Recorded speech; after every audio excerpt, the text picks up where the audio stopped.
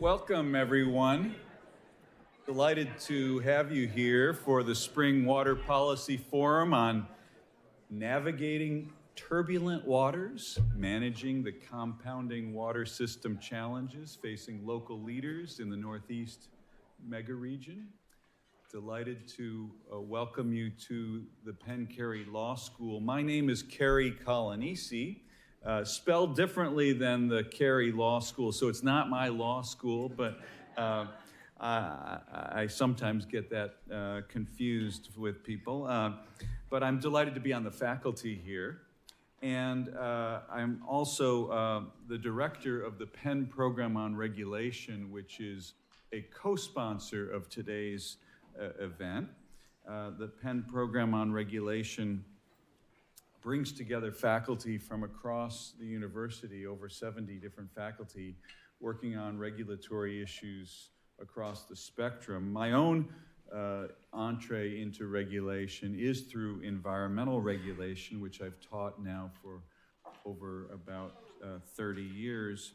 I've also co-chaired a task force on affordability of water services.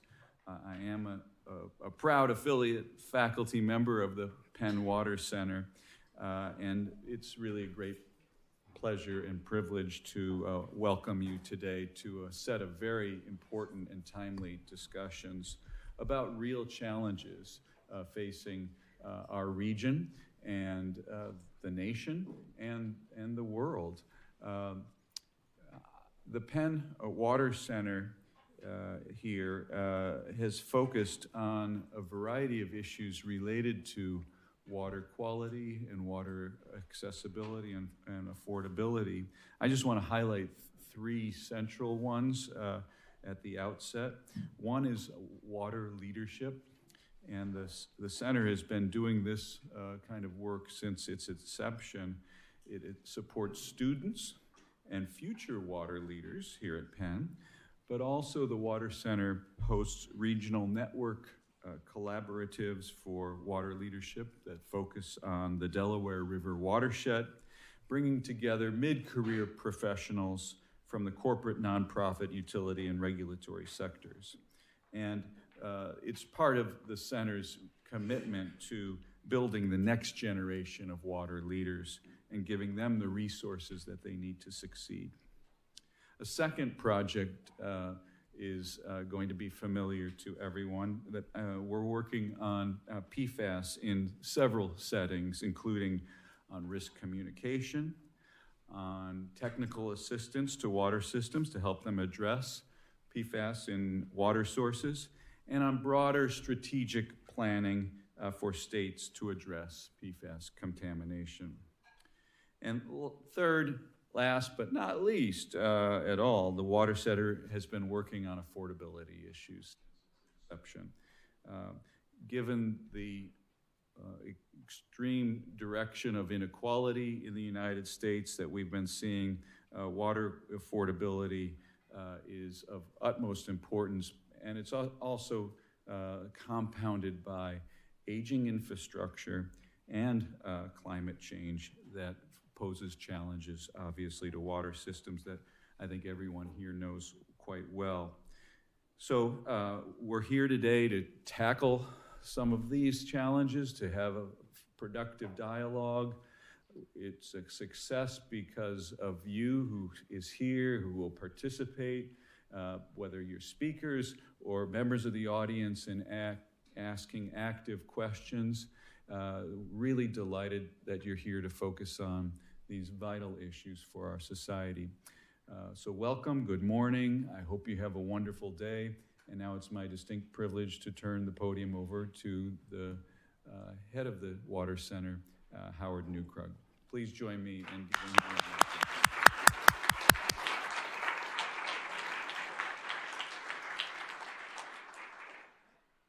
Thank you, Carey. That was really great. And I'm sorry to hear that the law school is not named after you. But thank you so much for providing this space and your hospitality for all of us here today. It's a wonderful space, and thank you. And thank you, all of you, for being here today. I know most of you, and It's really special. It's just so nice to see everybody. I hope I get a chance to say hello to everyone today. And just to give you a little background on the Water Center is a global, national, and regional water research and policy center. We don't do salt water, except when it starts to come up on land. and our strength really lies in the fact that we are part of the University of Pennsylvania. Penn has 12 different colleges, and we have affiliations with just about all of them. And just to highlight a few, the law school, the engineering school, the design school, Wharton, are all part of our larger gathering of professors and other folks who help us with our policy and research agenda. And there are centers and institutes all over Penn, and just name a few of them: Penn Global, Penn Perry World House, Kleinman Center for Energy Policy and Research, Center for Science, Sustainability and Media, and the Penn Environmental Innovations Initiative, which helped sponsor through a grant to put this on today, so thank you all. And most importantly is that we have scores, I was gonna say hundreds, but I think it's scores of professors, distinguished professors throughout the university who are working with us in various different ways to help us put this all together. Hi. I haven't seen you so long. I just want to recognize the Water Center staff, and first of all is Ellen Kohler, who's the Director of Research. Raise your hand.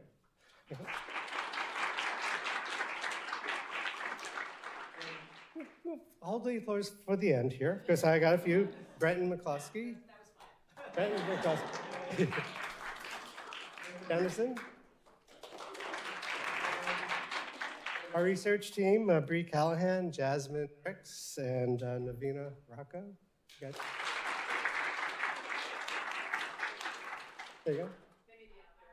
Oh yeah. And plus we have about 8 graduate students who are working with us, and they are incredible and passionate folks, and you saw them at the front desk when you came in, and some of them are hovering around here or wherever. But anyway, if you could all just now we.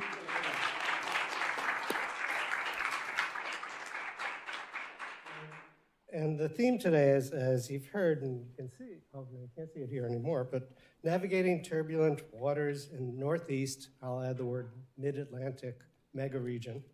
And what is the mega region? And that is basically everything, we're kind of like hovering along the edges. Sometimes I say New York City to Washington, D.C. Sometimes I say Boston down to Virginia. It's that kind of area. It's mid-Atlantic region along the coast of the Atlantic. It's about the Hudson River watershed, the Delaware River watershed, and the Chesapeake watershed. Those are our 3. That's our concentrated area. And what makes this area so special, makes it a mega region, is obviously the big cities and the big cities' water systems, such as from New York City, Philadelphia, and Washington, D.C., and there's so many in between there, Baltimore, and Camden, and Alexandria, so many others. And all great, really progressive, innovative water systems.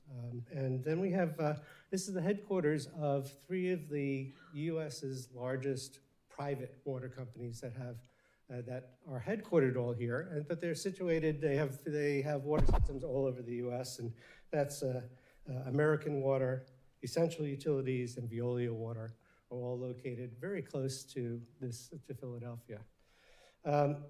And what's special is that we all have similar histories. We all have the infrastructure developed. We all have the same infrastructure. We all have built our systems in the 1800s and then modified them in the 1950s. All have the same aged infrastructure. Everything's pretty much the same. We use similar engineering innovations. The climate's the same. Demographics are the same. Economics and the current challenges, which is what we're here to talk about today, are very much the same along this region.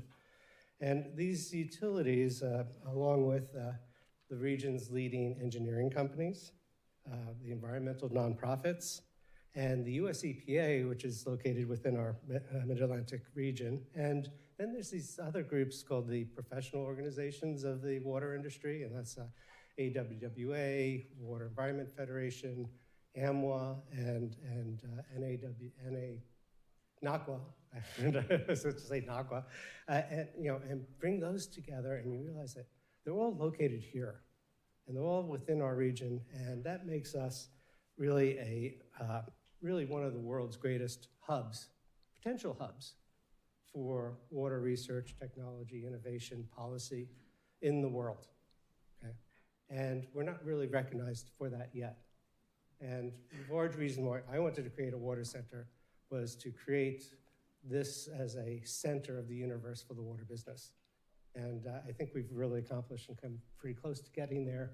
We still have some ways to go. There's Singapore out there and the Netherlands, and they just like, hey, no, they're just incredible within the water business. But if you can put up the next slide. And of course, we can't do this without our corporate sponsors.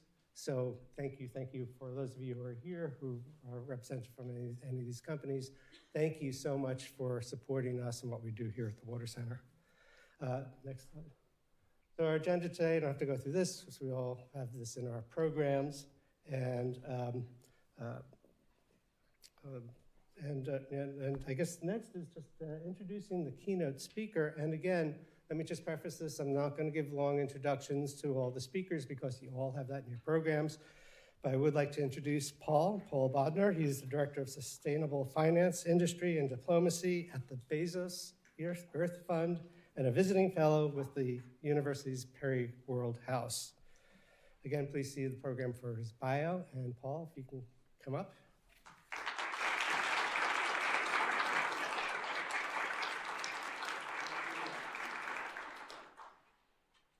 Good morning, everyone. This is like the Wizard of Oz. Well, good morning. As Howard said, I'm the Director of Sustainable Finance, Industry, and Diplomacy at the Bezos Earth Fund, which is a $10 billion philanthropy set up by Jeff Bezos to support climate action and nature protection over the course of this decade. And I'm proud to be an affiliate of Perry World House here at Penn.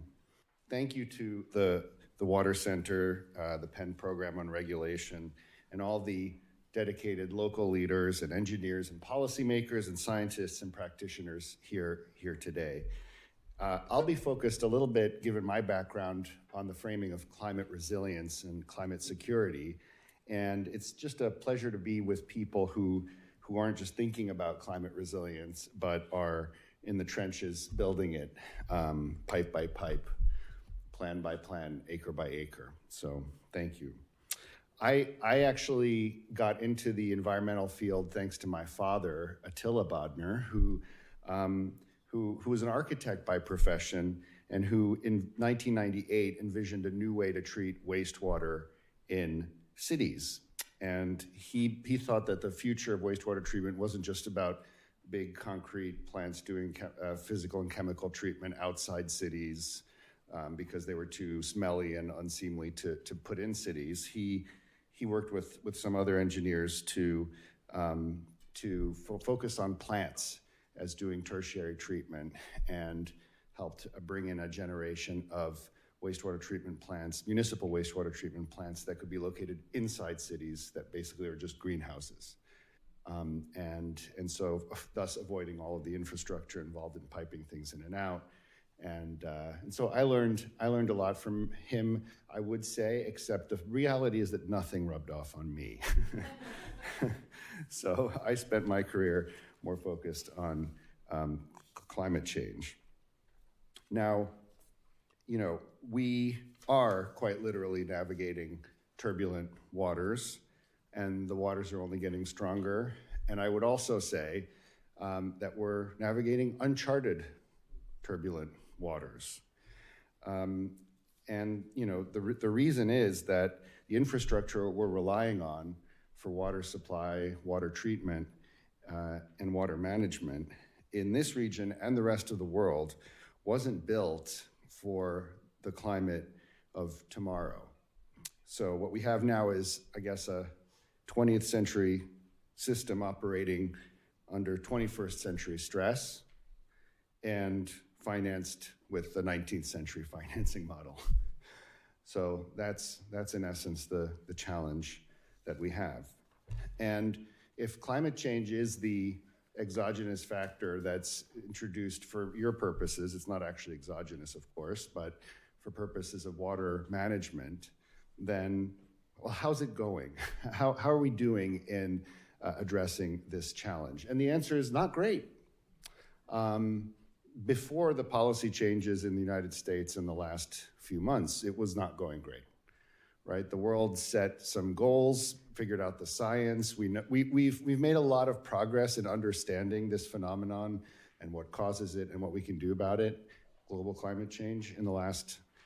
I've been working on this all my career for 25 plus years. But the world rallied around the science and some goals too late. So for those of you who follow this stuff, right, we had the Paris Agreement in 2015, and then based on the scientific consensus of the Intergovernmental Panel on Climate Change, the world did a pretty good job of aligning around 1.5 degrees C to limit global warming to 1.5 C above pre-industrial levels as a goal. The problem was it came 10 years too late. And last year, we breached 1.5 C. The world warmed by 1.55.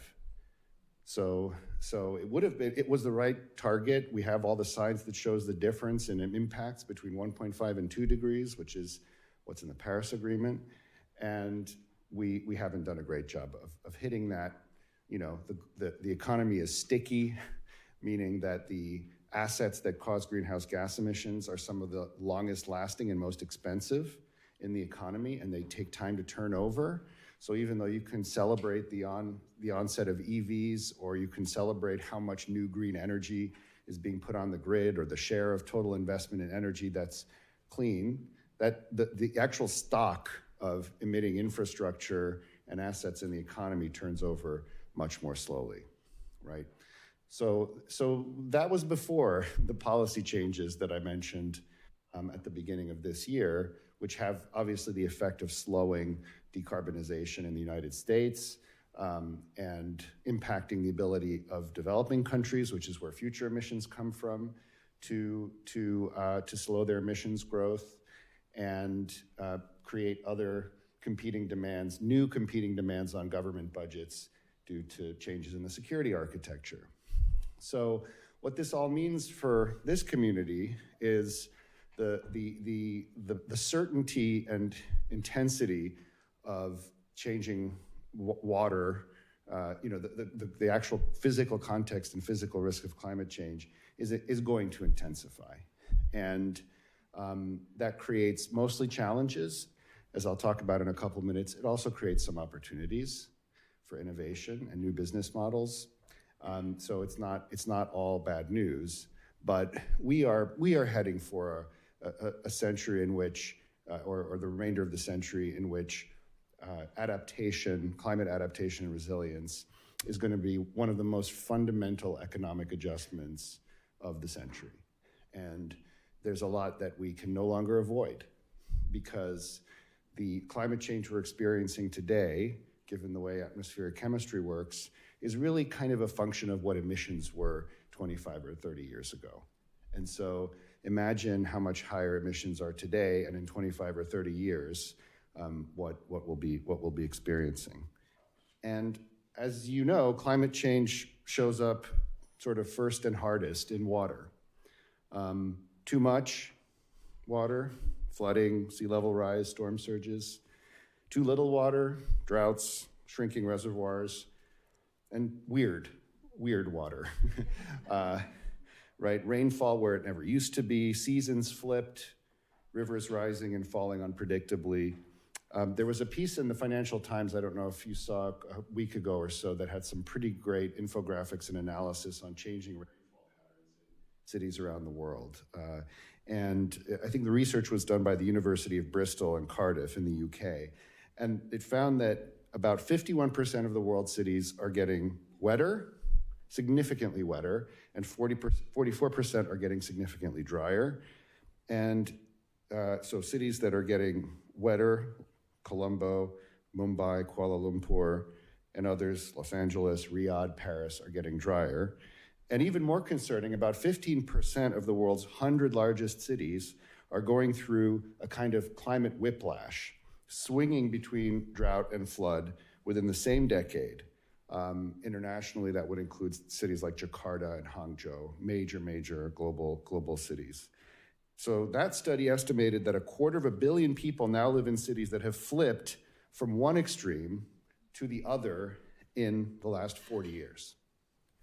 And that will only intensify again, because this is the path we've chosen now, to some extent, on climate change, is to adapt rather than to mitigate. We can change that, but again, some of the effects are locked in. So this is no longer a theoretical issue, and cities are caught in the middle.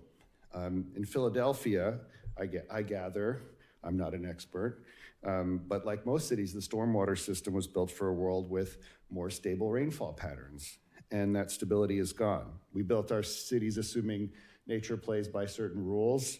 Now it doesn't. And our zoning and our infrastructure and our rate structures and our technology just haven't caught up. So there are some great lighthouse. I mean, one of the things, because I've worked most of my career on the international dimension. And one thing I think that we can certainly be inspired by, and Howard mentioned it, is looking outside our shores, not just outside the mega region, but outside our shores. I hope that the Penn Water Center does plenty of, or can do plenty of sharing of best practices from places like Singapore and the Netherlands and China, where I understand there's a sponge cities initiative where they're redesigning urban landscapes to absorb and reuse stormwater. Australia has invested very heavily, $30+ billion for a pretty small country in terms of population, to modernize its water and sewer systems. And so we have a lot to learn from the rest of the world. And to be honest, Americans are not always great at that. But in areas of the economy where other places in the world that are industrializing have built significant urban infrastructure much more recently than we have, we definitely ought to be paying attention. So, the question is, who pays for all of this? And there are costs. There will be costs. There's no question that this set of fundamental changes to the climate and the operating environment especially for stormwater, but I guess also for drinking water and wastewater, is going to add cost because it involves changing infrastructure that was designed for a different time and accelerating the rate of turnover in that infrastructure. And it's an unavoidable investment. And it's also very difficult because you don't know exactly how much the world will change in these terms in the next 20 or 30 years, or for the lifespan of the systems that you're building. And that's where it's so important to integrate with good climate science, and centers of research excellence like Penn have a really important role to play in integrating this kind of practitioner-focused forum with the fundamental science. So I'd be interested to know how that's happening here and elsewhere. Maybe in the rest of the discussion we can talk about it. The concept of this incremental finance need has been discussed a lot at the global level in the last couple of decades, and it's not made a lot of progress either. So the world has been focused on reducing greenhouse gas emissions, and that's where the investment dollars have gone, right? They've gone into clean energy. There's a return, there's a financial return for many of those investments, which makes it easier, right? If you're selling electrons, whether you're selling them generated by coal or by sun, someone's gonna buy them. And so the question is, which of these technologies costs more? And as the cost of clean energy has gone down, the level of investment has gone up. And now solar and wind and storage, short duration storage, are cheaper than coal, certainly, and cheaper than natural gas in most of the United States. So that's okay. Well, what about climate adaptation? I would say, as a former US climate negotiator in the UN process, that the conversation around how to finance these things has been pretty much stalled out among, at least in the government-to-government discussions, for decades. And I think part of it is a way of thinking that adaptation is just a line item on a government budget, right? It's a pure cost. So, countries that have financial resources are going to be able to pay for it. They're going to issue bonds, like California, approved a $10 billion resilience bond at the last election to focus partly on water infrastructure and wildfire and other coastal resilience.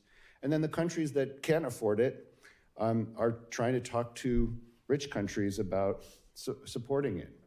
And one of the most interesting things that has happened, I think, in the last few years that surprised even a grizzled veteran like me of that process as a recovering U.S. negotiator is that there has been such a failure to figure out the financial dimensions of this challenge that the countries that are most vulnerable to climate change, the small island nations, the least developed countries, actually pushed for a whole separate conversation about loss and damage, which means, what if adaptation fails? What if you cannot prevent saltwater intrusion in groundwater in the island states? What if you just need to relocate entire populations? And that just doesn't just apply to small island nations. It involves relocating populations in coastal areas that are no longer insurable, right? We were seeing this in the US. Who is liable for loss and damage? And who should pay for it? And so now there's a whole separate conversation happening about creating a fund. And it is not the best operating environment for foreign aid right now. Not just in the US, but also in other countries, in European countries that have had to redirect foreign aid budgets to build up military spending because they need to make themselves less reliant on the United States to protect Europe. So I don't come bearing great news in terms of how and water and stormwater management is just one example of climate adaptation funding needs. It's heavy in agriculture. How do you do drought-resistant agriculture? How do you, there's a whole rate, cooling. Who's going to pay for mechanical cooling or passive cooling in cities that are getting unbearably hot? So the range of needs is exploding, and the price tag is in the trillions. And so we need to start making, I would say, the United States, again, an innovator and pioneer in figuring out the answer to this question. And it'd be nice if we could start in the Northeast region. Right, Howard? So a couple of ideas on that, right? I think we're already seeing a move from that 19th century or very traditional notion of the ratepayer pays, to more creative resilience partnerships that involve the federal government, local bond issuance, and innovation in rate structures, some philanthropic and catalytic capital as well. And I understand that Denver and Philadelphia have done some of this creative work in mixing green bonds, stormwater fees, affordability programs, and climate grants to scale smarter systems. That's hard work. That is bespoke, region by region, city by city, to figure it out. And then there are a couple of interesting sun on the horizon things happening as well. I just wanted to highlight. One is we are in.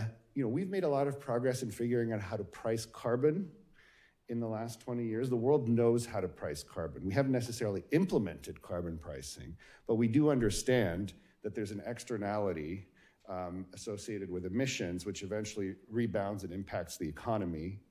And therefore, if we're going to make smart economic decisions, we need to price that externality in. So we've done that for carbon. About 20 or 25% of the world's emissions are now covered by carbon trading or taxation regimes, mandatory, and a larger voluntary or other. We need to do the same thing for adaptation, in effect. And there, it's about ecosystem services, right? And figuring out how to make nature and technology cooperate rather than seeing them as separate domains. We do not value ecosystem services today. We value nature at zero in economic and financial decision making, right? We value land in as much as we can destroy it, basically, or occupy it or transform it. Bees should send invoices, but they don't. And nowhere is that more true than in the realm of water, where water supply, water quality, the cost, the value of nature supplying the versions that we need is not factored really much into our economic decision making. We price water according to how much it costs to go get it and bring it to the customer, but the upstream inherent value of creating it and how watersheds are managed, we're not good at that yet, but we can be. And it involves building a kind of operating system for valuing nature, not just for water, but for these other ecosystem services. A rare example that's been implemented is mitigation banking, which I'm sure some of you are familiar with, which is when which is a longstanding, I guess, component of the Clean Water Act that allows property developers who want to do commercial or residential property development that impacts streams or wetlands to, I think this is managed by the Army Corps of Engineers, this program. And so if you want to do a development and you can't avoid an impact on a wetland or stream, you can basically construct or restore a wetland or stream in the same watershed at some multiplier of the impact that you're going to have in your development. And that has created a market for these credits, right? Unlike carbon, where it doesn't matter where you reduce emissions in the world and you can trade theoretically carbon credits anywhere in the world, in this case, the mitigation credits are traded locally, right, within watersheds. But that has been to my knowledge, a very successful market-based instrument that basically values the natural, the creation of flora and fauna in that watershed. The Army Corps of Engineers literally measures, my understanding, the increase in flora and fauna over time and issues credits to the developers of these projects in proportion to how they see different species coming back in. And so that's a creative program right under our noses that's been a part of bipartisan, policy for decades. And nobody knows about it in the rest of the world, for example, right? It's, I think, 8 times larger than the voluntary carbon market. And the voluntary carbon market, for those who touch on it, never has more ink been spilled on a market so small, I think. That was a $700 million market. I think the mitigation banking market was 6 or 8 billion. So we have pioneered creative solutions that do value nature, and we need to do more of it, and I would urge that as an area of focus. The other is to start seeing climate adaptation and resilience as an area for innovation and financial investment. So, like I said, most people in the circles that I move in, at least, have a very fuzzy understanding of resilience as a line item on a government budget, right? I used to work at BlackRock and on Wall Street. Everyone in the last few years kind of got clean energy and decarbonization and transition as an investment theme. And people became excited about it until there was some political pushback. But it's clear how, the more investment you can pour into those areas, that's good. It reduces the cost of capital, it makes capital available, it attracts innovation and entrepreneurs and great minds. That is not happening for climate adaptation solutions.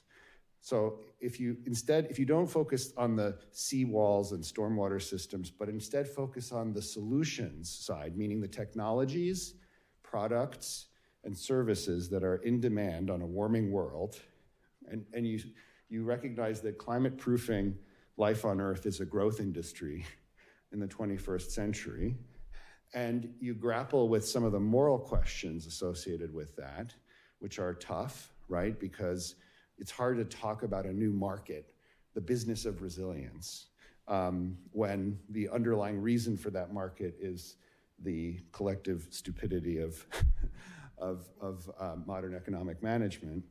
But it's a little bit like healthcare, right? It's a shame that people get sick. It's a shame that the human body is frail, but we do want the healthcare system to be robust. We want there to be investment in new treatments and drugs and care models. We want the best talent to go and do that research. And so we need to start focusing on climate resilience solutions as a similar thematic, right? And that it's simple stuff. It's obvious, water pumps, irrigation systems, air conditioning, drought-resistant seeds, engineering services, right? And what's interesting is that we, at the Bezos Earth Fund, we funded some research into this. You can look it up. We called it the unavoidable opportunity.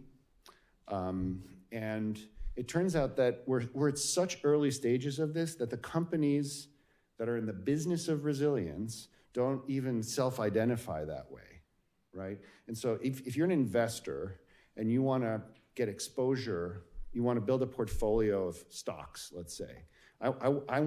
Give me 20 stocks, 20 companies that are in the resilience business. It's even hard to find them, right? And an example that I think is still correct is the second largest maker of backup generators in the world is Kohler, Kohler, which most of you would think of as a bathroom fixtures company.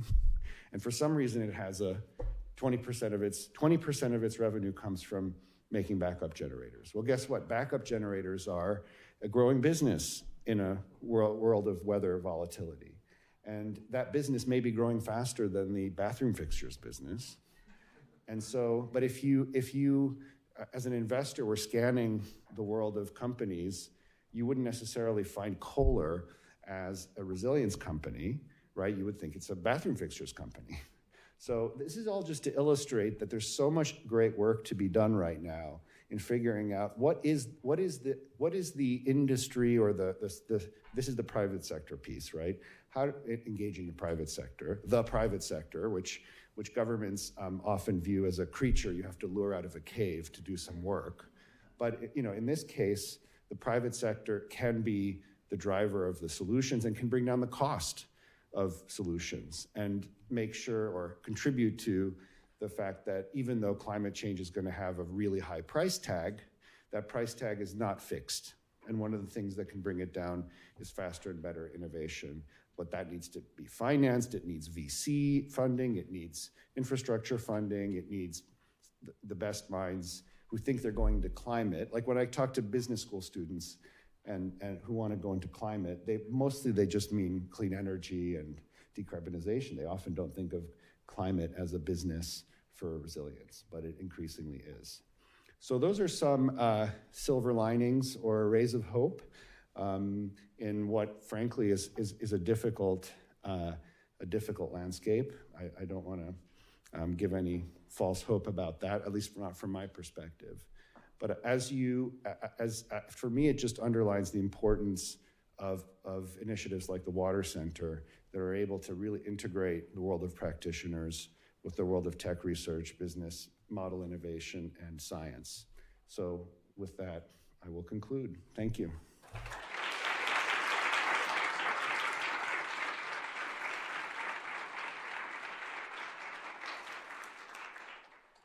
Thank you so much, Paul. That was really great. And I'm sitting here thinking I'm an engineer.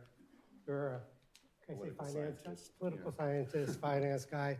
There's the communications folks. There's the scientists. There's so many of us coming at this issue from different directions, and we're all saying a lot of the same thing. We're saying it in different words, different models, and I just learned so much from just listening to you today. And I'm thinking some of the quips that I typically use is that the solutions to our problems is 90% management, meaning leadership, innovation, passion, and 10% technology, meaning water reuse, desal, other things like that.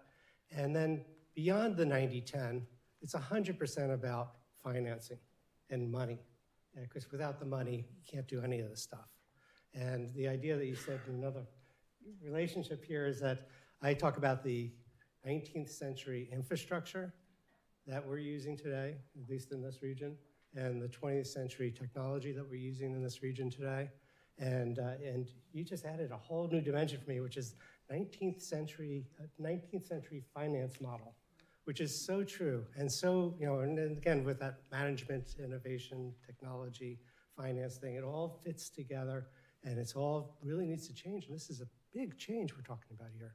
So, Paul, thank you so much. Thank you so much.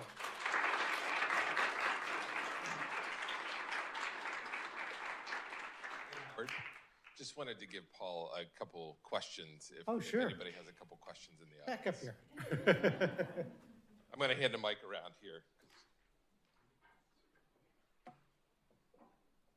It's not. We good? Thank you, Paul, for your words, for your insights. You mentioned wetland mitigation as an innovative practice, and I don't know what my question here is, but I want to just unpack that very briefly. Words like business model, change, and engaging private sector, and change the operating environment, and harness innovation.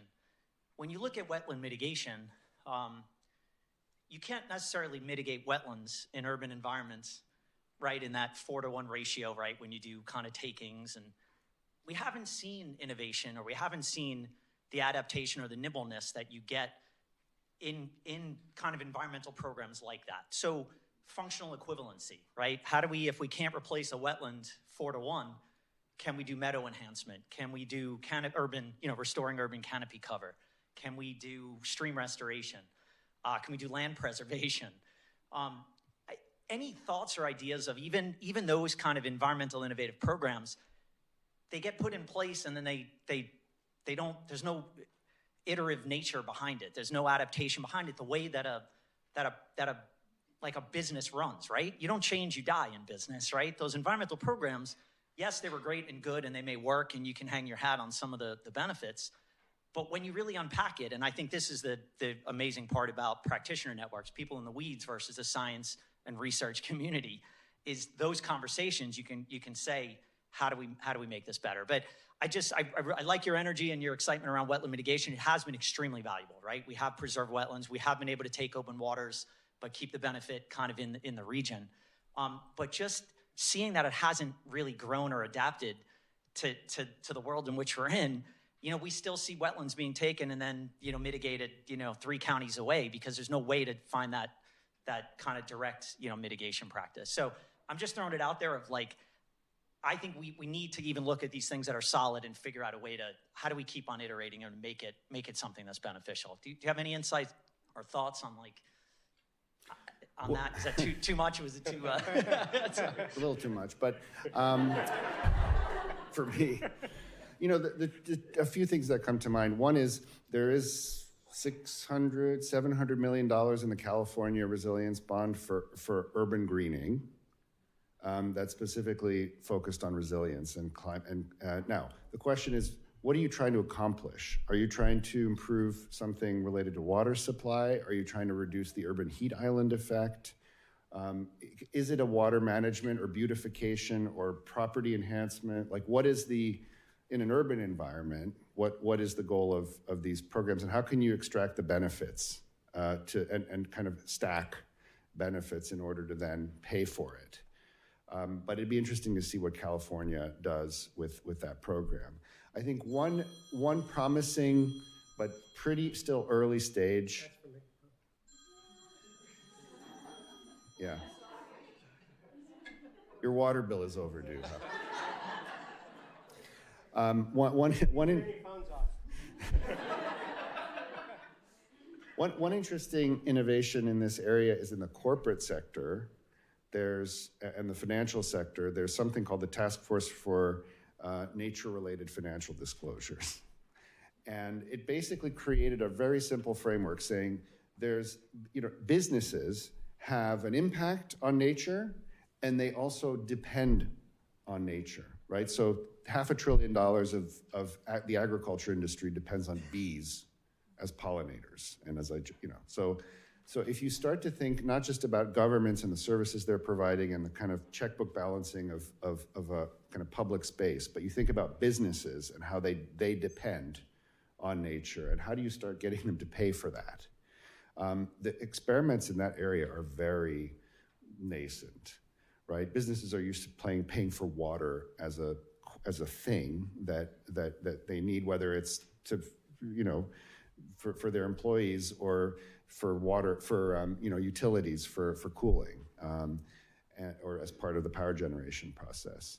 And this concept of nature dependencies and translating dependencies to dollars is a new field. We're certainly working on it. We're looking at it, for example, in Brazil, in the Amazon, right, where you have these sub-river basins where you have big agricultural producers and others that depend on the integrity of the ecosystems and are yet not contributing to their preservation. Now, I don't know enough about how to apply that in an urban setting, unfortunately, but some thoughts.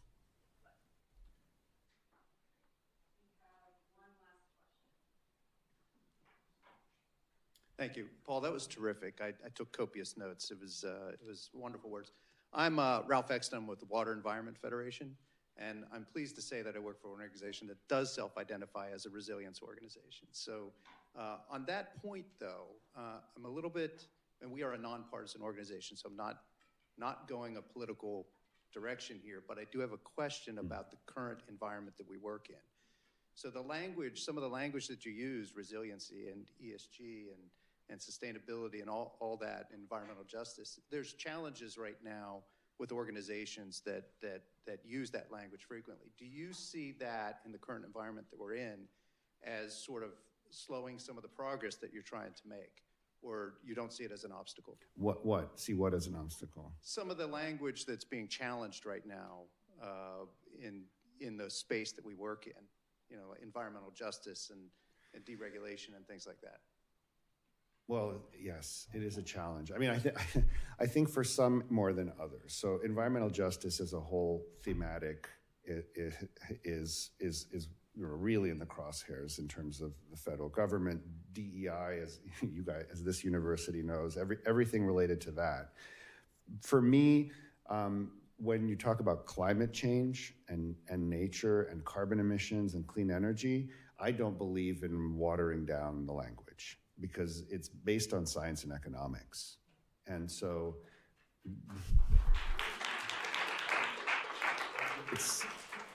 it's self-defeating. I do understand there are organizations whose workforce jobs depend on federal grants and who feel the need to do that.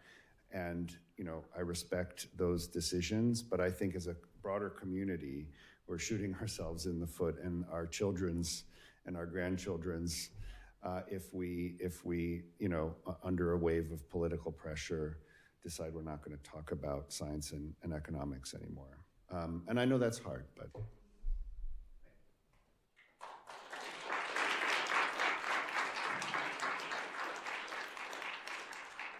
Thank you, Paul. And I've become a Paul Bodnar fan. I'm going to be following your work and your teachings as you move along with your career. Very nice, very nice. Next, we're going to have three speakers come up, and I'm going to ask them to sit up here. And the three people are Jen Garagliano. I'm so bad at pronouncing names, even though I know Jen so well and know how to pronounce her name. But Jen is the Executive Director of Strategic Operations and Research at New York City's Department of Environmental Protection. And I'm also going to ask that Hillary Harp-Folk come up, and she is the President and CEO of the Chesapeake Bay Foundation. And third for our panel that's coming up right now is Sean LaTourette. Hi, Sean. Good to see you. And Sean is New Jersey's Commissioner for Department of Environmental Protection. Three great speakers. We've given them each about 10 minutes to talk and set their perspective on what we're talking about here and where they're coming from. And I'm going to ask them to just each bring each other up, so I don't have to come up and redirect you. And then after that, hopefully we'll still have time for some questions from the audience. So, Jen?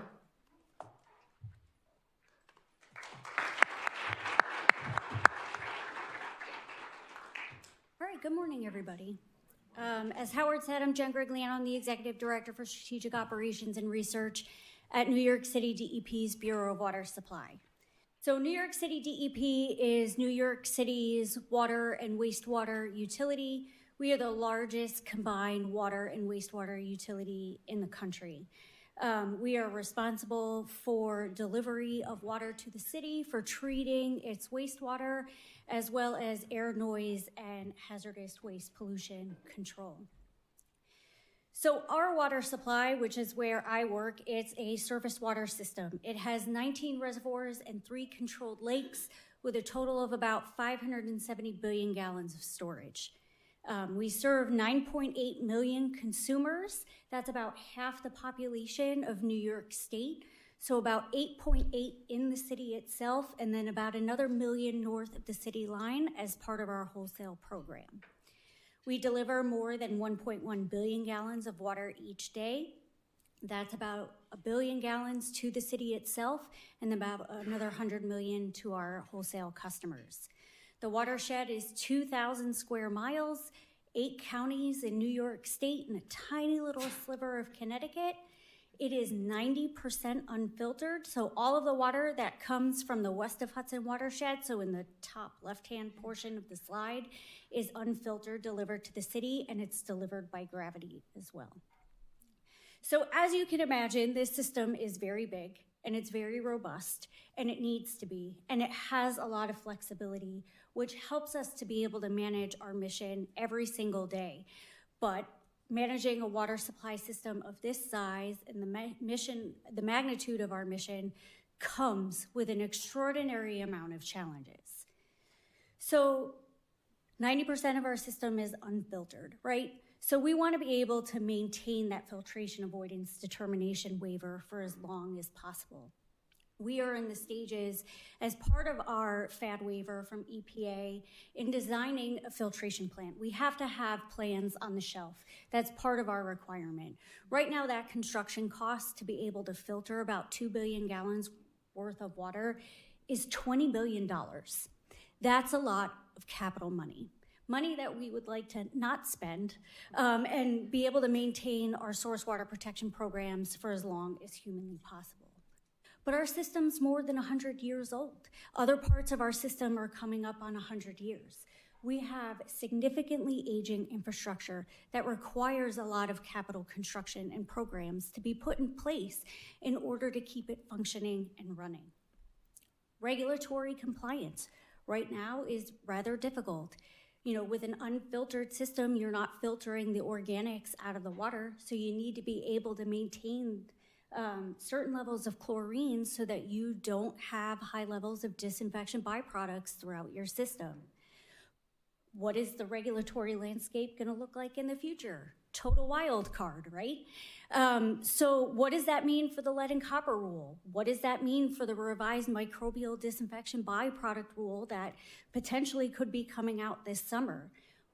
Emerging contaminants, PFOS, PFOA, what else is on the horizon? How are we going to have to adjust our operations? Long-term releases on the Delaware. So right now, New York City makes releases out of its reservoirs at the headwaters of the Delaware River to send water downstream. Right now, it's a 10-year agreement. We're working on solutions to come up with a new agreement. But what is that agreement going to look like? We're hoping that it's long-term. You know, things that we're seeing now might not work in the future. So how do we adjust that program so that all of our partners in the basin are getting the best that they can with what we have? Competing interests. There's a lot of competing interests no matter what we do. We are water supply, right? But we're also looking at flood control. We're looking at habitat protection. We're looking at recreation and economic vitality. How do our reservoirs, how do our releases provide all of that? And how do we put in a system in place where we can do all of that without impacting the water supply to New York City? Now imagine for a moment that you're getting through all of this, you know, and you think you're coming up with solutions, and then Mother Nature comes running out of left field yelling, "Hold my beer," right? That's climate change. It adds a level of chaos and complexity to everything that we're doing in ways that we don't totally understand yet. So we're managing through that. The political landscape that we talked about, who knows where that's going to go in the next 4 years and beyond. We're also facing a lot of personnel turnover right now and budgetary scrutiny. And all of this boils down to being able to maintain our consumer confidence. So what are we doing about this? Has anybody ever seen the movie The Martian? Yes, right? So he doesn't give up. You know, Matt Damon doesn't give up. He looks straight into the camera and he says, we're gonna science the shit out of this, right? Yes, and that is exactly what we're gonna do. So we underwent a massive reorg back in July, where we brought science and operations together underneath one directorate, and that's what I currently lead. So we are deliberately in the process of planning, being very specific, being very deliberate, trying to understand where the gaps are, what the needs are, and then bringing that into science and research. We're upgrading our technology. We're applying it to our operations. We're investing in our capital programs, whether it's maintaining current infrastructure, building new infrastructure, bringing in new technology to bring it. We have all sorts of projects and things underway to be able to rise and to meet these challenges. Because the way that we've operated the system over the last 100 years of existence is not going to get us into the future. So we are doing this huge and foremost, not by ourselves. So I couldn't possibly get everybody's logos onto one slide. I would probably have 10 to 12 slides of all of the partners and people that we work with to try to solve these issues. You'll notice on here, though, that large cities, their icons are not on here, but that doesn't mean that we don't work with them. We reach out to other water utilities. We've been to Wales because they have some of the same taste and odor issues that we do in the Croton system to learn from them. We've been to Winnipeg in Canada to understand biofilm buildup in their aqueducts. So we have reached out to all sorts of people, academia, our normal contractors, other water utilities to get the best information that we can. There's no point in reinventing the wheel if somebody already has that project underway. So we spend a lot of time not only doing innovative research on our own, but looking to see what other people have done to see if there's a way to scale it to our system and to make it better and more beneficial for everyone. So no matter what is happening around us, we still have a critical service to provide. All those challenges, we have to find a way to face them. It's no fail. New York City does not exist if it doesn't have the water, right? So we need to be able to use our resources also to the maximum extent. Nobody wants to be raising rates in large chunks every single year to be able to pay for the projects that are going on. So we have to be savvy with the dollars that we have and how we're spending it and really prioritizing the projects that we have. So doing that, we will deliberately plan to meet our current and future challenges. And just lastly, collaboration is absolutely key in solving these large-scale issues because none of the problems that we have are unique to our system. Many others are facing them. So we'll continue that round of collaboration. So thank you.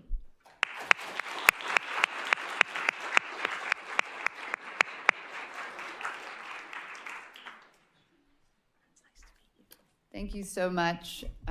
It is great to be in the Delaware watershed today.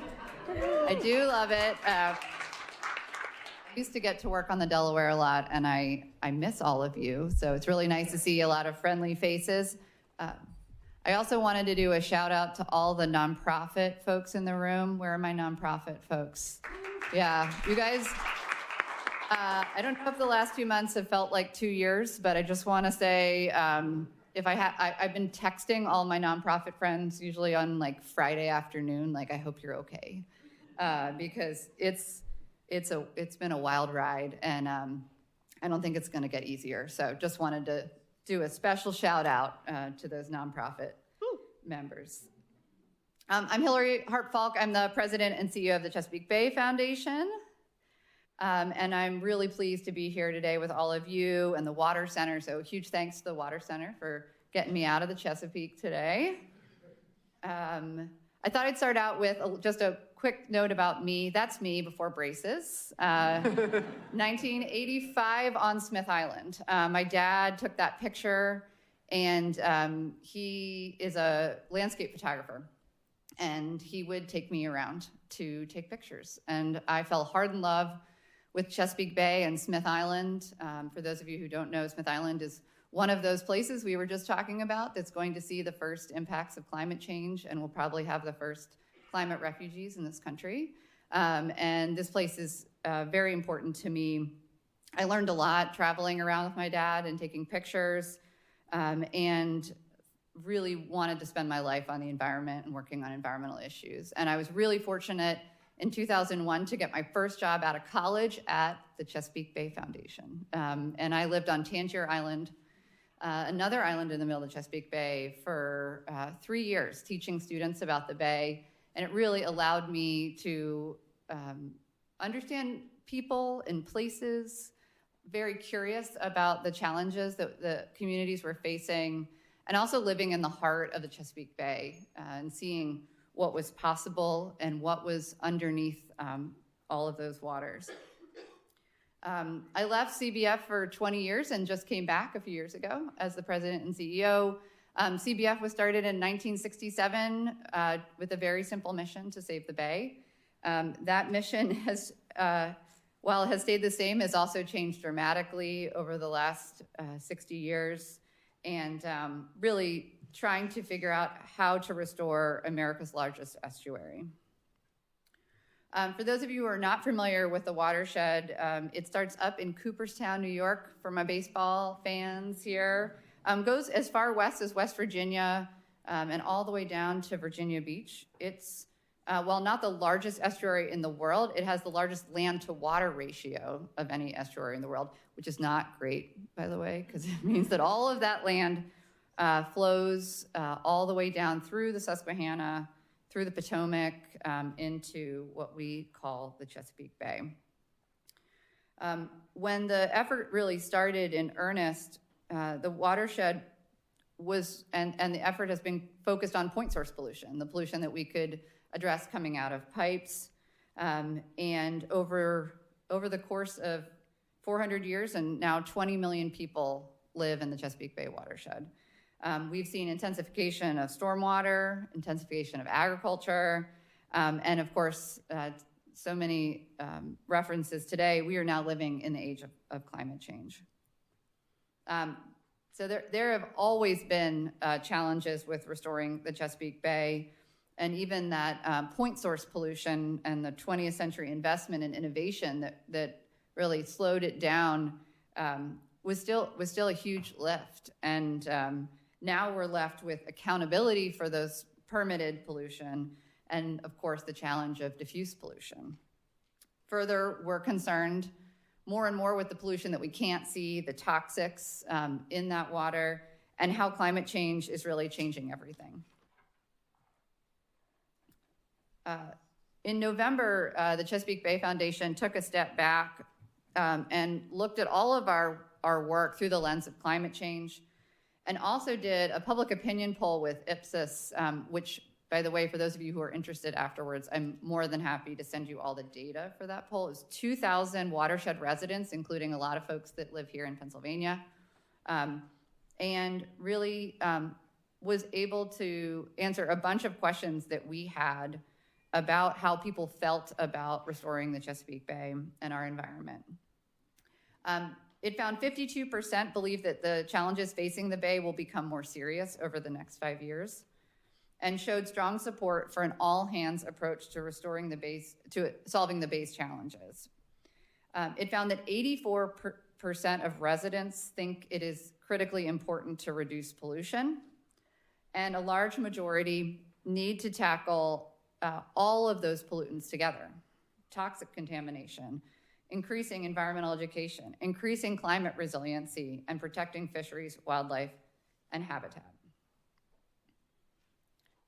The good news was that that really aligned nicely with a scientific report that was released in 2023 called the Comprehensive Evaluation of System Response, but because we love acronyms, we call it the CSER report.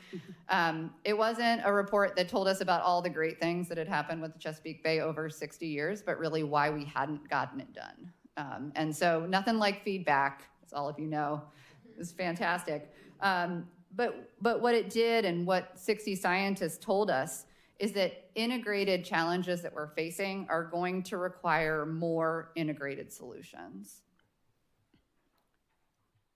And we do have a lot of solutions.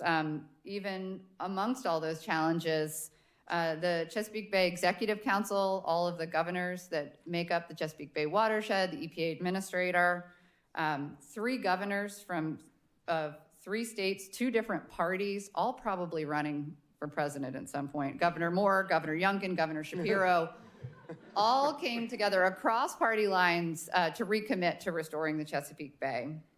And alongside the NGO community, research institutions, even with all the challenges, it was really nice to see the power of everyone coming together. Advocates across the region have also come around to the fact that we really need an ecosystem where people and nature thrive together. And that if we can take holistic approaches that address the mounting pressures from climate change, population growth, and growing sources of pollution, we can find a way forward. We also, as has been referenced a few times today, have some larger and growing challenges at the federal level, including the hollowing out of federal agencies, regulatory rollbacks, grant programs, and attacks on environmental justice. We are fighting not only to make sure that we can hold on to that bold vision for the future, but that we can do it in a way that continues bipartisan support for the Chesapeake Bay. We all know, those of us who are practitioners or funding this work, leading this work, that we must continue to support our communities, put oysters back in the bay, trees in the ground, and continue to hold polluters accountable. And maybe one of my most favorite things, inspiring the next generation of environmental leaders and problem solvers. When it comes to the Chesapeake Bay and what that poll said loud and clear is that we must work on all fronts for clean water and a healthy environment. I do have a lot of hope for the future, and that is challenged a lot these days, but I will remain hopeful. The effort to restore the Chesapeake Bay, and I know so many of the other waters here, were fueled by the people who love these places and our communities. It is going to take all of us to stand up for those places. And we know that we cannot have clean water without life-giving wetlands, marshes, and streams, sustainable fisheries, and flourishing communities. Amongst all the challenges, we need to lead with courage and curiosity and a clear vision for the future where people and nature thrive together. Thank you so much for having me today.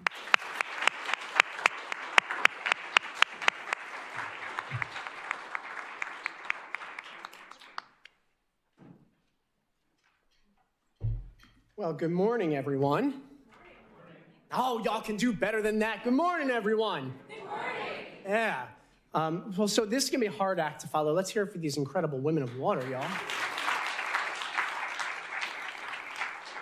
I so appreciate the work that the two of you do. I mean, we work closely with the city of New York and with nonprofit partners. We don't get as far down as the Chesapeake, but we hear you, and we love for the Delaware Bay, right? And Steve Tambini and I have talked about this in the past, to be the Chesapeake and bring those governors together, right? And we'll have to get some of your secret sauce to make that happen. So first of all, thank you to Penn for having me. My name's Sean LaTourette, and I have the great pleasure of serving the state of New Jersey as its Commissioner of Environmental Protection. In the state of New Jersey, that means a lot of different things. Because we're a smaller state, we have this big umbrella approach to environmental governance. So our state Department of Environmental Protection, if you liken to the federal level, it is the EPA. It is the Department of Interior. It's the proactive parts of FEMA. It's parts of NOAA, fish and wildlife and parts of agriculture all crammed into one. So there are 4,200 people that work in our Department of Environmental Protection and have made that cause the cause of their lives. I am a particular water policy wonk among my colleagues at DEP, though we have programs that span every environmental media and natural lands management space. I've really focused a lot of my time and attention in the water space. But I had this whole speech planned, and then I heard your keynote speaker, and I'm like, I gotta throw it all out. Because there is this tie that binds the work in water that I think we overlook, and it's the value of natural capital itself and the way that all natural capital, like all of us, quite frankly, are interrelated and interdependent. And one of the things that I often have to remind myself, my colleagues, certainly the members of our legislature, who I'll be before soon, about a budget, that the work of environmental protection, that moniker, it actually kind of fails to capture the full scope of services that agencies like a DEP or a DEC, or pick your acronym for environmental management, really fails to capture the full scope of what we do, because that work, it sits firmly at this intersection of environmental, economic, and social improvement, right? Because our natural capital is always working for us, doing incredibly important work that often goes unseen, but were it not being done, we'd otherwise have to pay for. So fill in all the wetlands that filter our water for free and pay more to build a drinking water treatment plant. Remove all that riparian vegetation in search of new development, right? The trees whose roots literally hold together the riverbank and help to prevent flooding, and pay more to build a flood wall where that forest once was, that once protected your community from riverine flooding. But to our speaker's point, we don't do the hard work of valuing natural capital in an expansive way to tell that story. We're so used to telling that story purely in dollars. And that's a space that I'd like to see where our work grow. I'd like to see the state of New Jersey take the important step of updating its natural capital assessments and valuations. Hard thing to get funded by state legislatures, right? Because we get into the nuts and the bolts of, well, how much for that drinking water plant or that flood wall? But wait. What about the nature that could also do that job? It is harder to make those points. So I'm gonna call you up and pick your brain.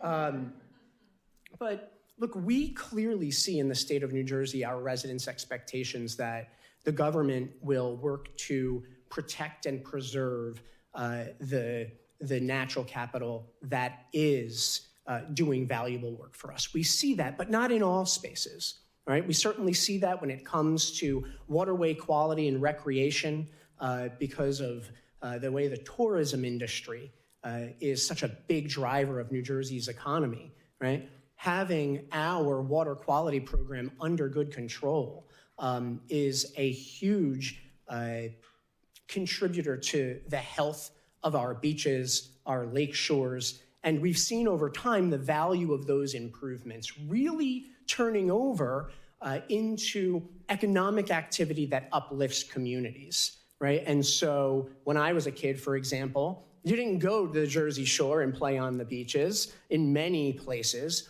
because of the waterway pollution, a lot of combined sewer overflow pollution from developed parts of northern New Jersey and New York City, right? That we've all worked really hard to get under better control. Right? But now we're at this new inflection point I believe. And I heard somebody in their question talk about the way environmental regulatory programs, they're built in a certain direction to solve a certain problem, and they can tend to be siloed and focused on that one single problem and not see across the field. And one of the things that we're working hard on at our Department of Environmental Protection is I'm going to use this word that's thrown around too much, and it's a lot easier to say than it ever is to do, and that's to work at holistic environmental governance, right? And by that I mean looking at our water supply program, our water quality management programs, our watershed planning and restoration programs, together with our natural resource restoration and polluter pays cleanup programs, and also bringing in that Department of Interior function of natural lands management and getting those things to work concertedly. We took a good step forward on this that a group like you all may be interested last year in releasing the state's statewide water supply plan, which I'd encourage folks to Google and look at, but it tries to cut a through line across the many issues that we're seeing that are more emerging in nature, whether that is the scourge of synthetic chemicals like PFAS and others, or whether that is our having to confront the realities of climate change in New Jersey, which are stark, right? We're densely developed and we have considerable flood risk, even when it just rains hard. And I'm happy to see the rain because we are in a drought still that's lasted for the better part of the last year. And so that water supply plan tries to bring together these considerations that we have in a state that is so parochial, tiny New Jersey, 9.5 million people, 565 municipalities, all with their home rule, and 3,000 water systems. What a barrier to affordability, right?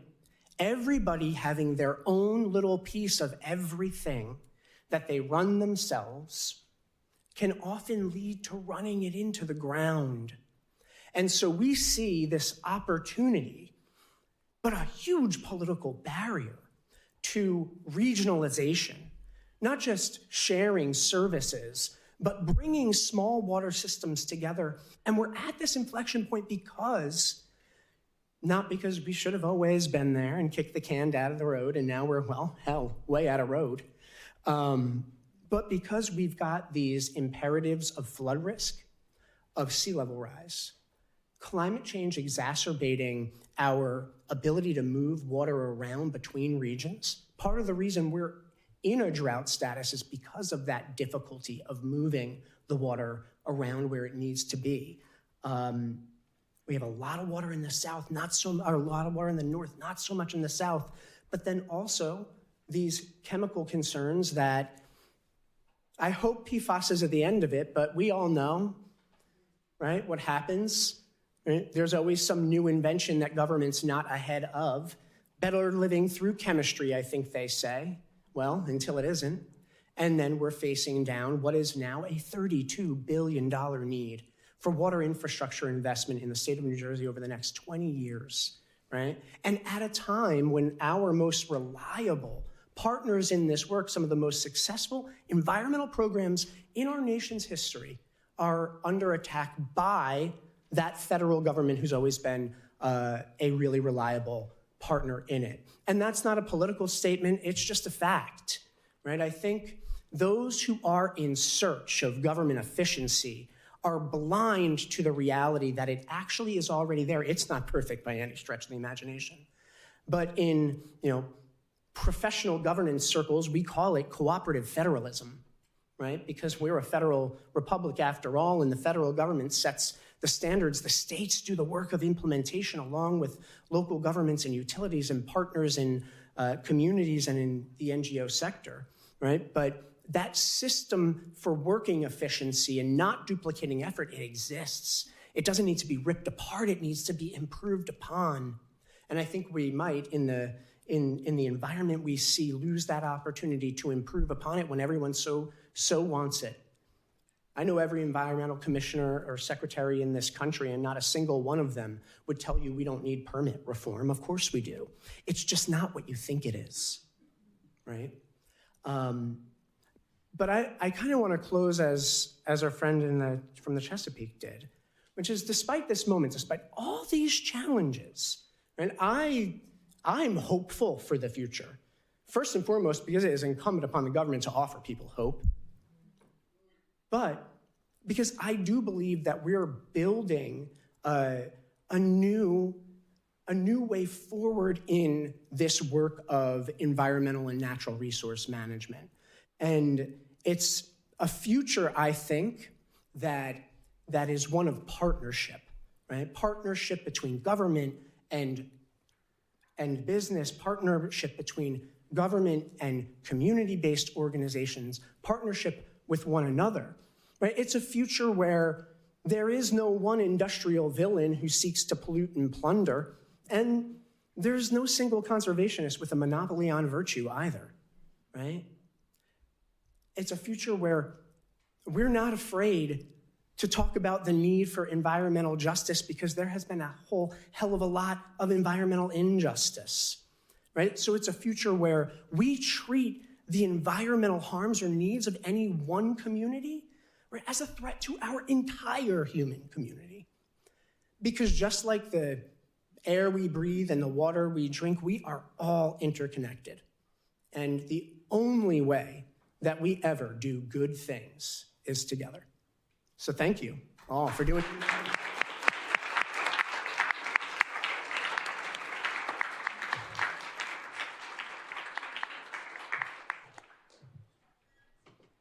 I'm just getting water.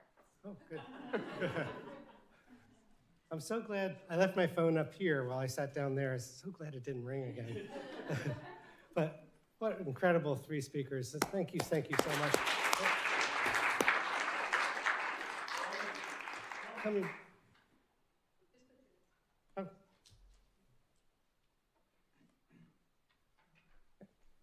All with very different jobs, city, foundation, state, all with very similar visions. And when I said earlier today about management being 90% of it, and what does management mean? And it means somebody who's a leader, a visionary, an innovator, a collaborator, and probably most importantly, a good communicator.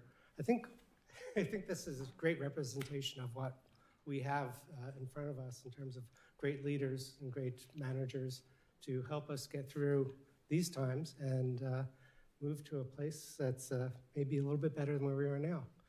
So with that, we have about 10, 15 minutes for questions, and we'll have a couple of folks with microphones, and they're ready to bring them to anybody who wants to ask a question. Oop.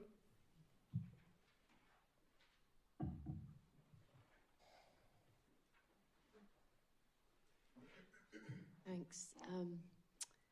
Great talks. Thank you very much, panelists. Sean, I remember Hurricane Sandy very well. I remember getting a photograph from my friend Mark, who had a shore house down in Ocean City, and his street looked like a beach. But then I remember, not so long after that, hearing a talk by Adele Abid about the amazing sort of planning and resilience work that was being done in New Jersey in places like Hoboken. Can you tell us a little bit about that time, and has that led to good things? You know, was that crisis an opportunity for New Jersey? I think, yes, it was an opportunity. Some parts of that opportunity we seized upon, and some parts of that opportunity we missed. And by that I mean, sometimes in the quest to post-disaster, and to put in context, the state of New Jersey has had 13 federally declared disasters in the last decade that has cost about $8 billion of your taxpayer money. And sometimes what we see in that immediate aftermath of disaster is this quest to put things back exactly how they were. and expecting that things will be exactly how they've always been. But yet we know that change is upon us. We've taken that spirit of opportunity that we saw post-Sandy, and we did a couple of really important things. First, statewide climate resilience planning has begun in New Jersey. We unveiled the statewide climate resilience strategy that is meant to inform the state government's work across all principal departments of the executive branch. And then at the same time, we're working regionally to advance resilience hubs, more or less, is a way that I think about them, where we work on a community level through a program called Resilient New Jersey, and you could go to resilient.nj.gov and see all about this, where we're doing community level planning work to help folks identify solutions that they'd like to see in their community, instead of it being, we're the government and we're here to tell you how things ought to be. The idea is we're going to come, we're going to help you, and you're going to tell us how you want things to be. And that's meant to be a gateway to funding sources, because if suddenly funding is available, and you haven't planned and you're not ready for it, well, then you miss the boat. And that's been really impactful. And then at the same time, now a little shaky, we saw those opportunities come to light under the Bipartisan Infrastructure Law, the Inflation Reduction Act. We got $74 million from NOAA to expand our resilience program across the state. Now there's threats there, and we're going to do everything we can to protect those sources. And then leaning into that strategy that I mentioned, we've worked to do natural resource restoration and enhancement, because the built environment isn't going to do everything for us. And a fine example of that, if you were to look it up, would be the revitalization of Liberty State Park in Jersey City, where we're spending about $200 million of polluter pays money, not out of the taxpayer's pocket, which is always a good thing, not completely sustainable, of course, to do both nature-based restoration and resilience for a very flood-prone community. At the same time, it opens up recreational capacities, which is really exciting. And then we're in the midst of a slew of regulatory reforms right now that have been politically difficult. But we are trying to update all of our environmental land use regulations in the state of New Jersey by this summer.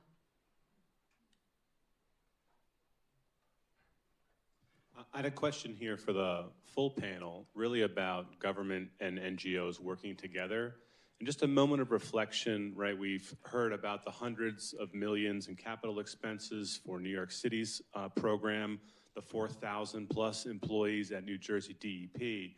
And it just, it's at such a grander scale than what typically the NGO community is able to bring to bear.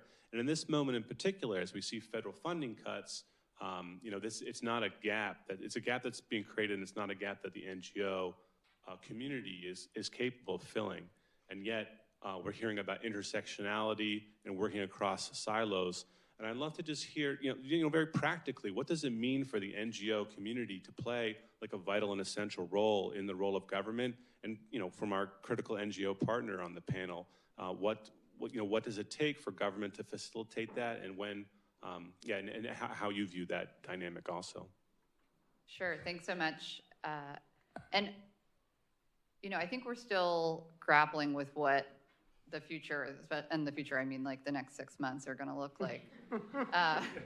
But I was so struck in several comments today about the efficiencies that do exist, and that a lot of times the nonprofit sector are the engine behind so much of the restoration work being done across this country.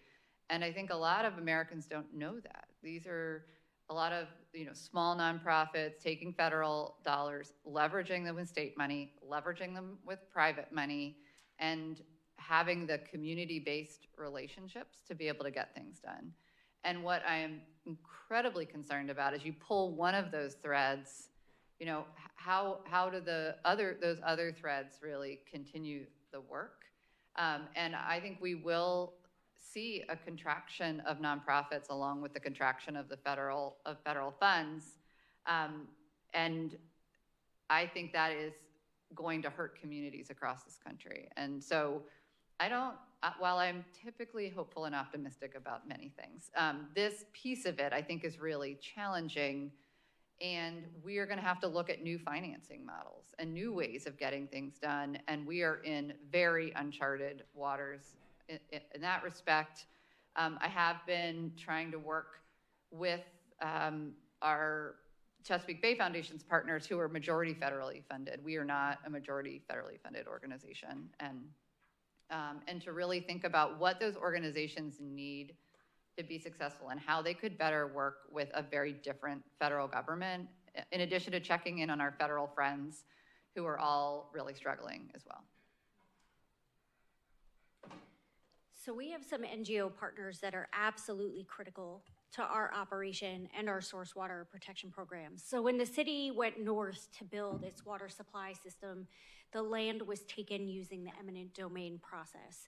So we were given extraterritorial jurisdiction to manage the watershed lands, to put in some regulation, and then we actually moved a lot of towns and we flooded towns to build these reservoirs. So as you can imagine, that did terrible things for community relations. But source water protection's always been ingrained in our DNA, and no matter what, it's always going to be there, protecting the lands around our supply. So how do we do that when the relationships are not great, when people look at the city as this big bad enemy that came in and took my family's land to build these reservoirs?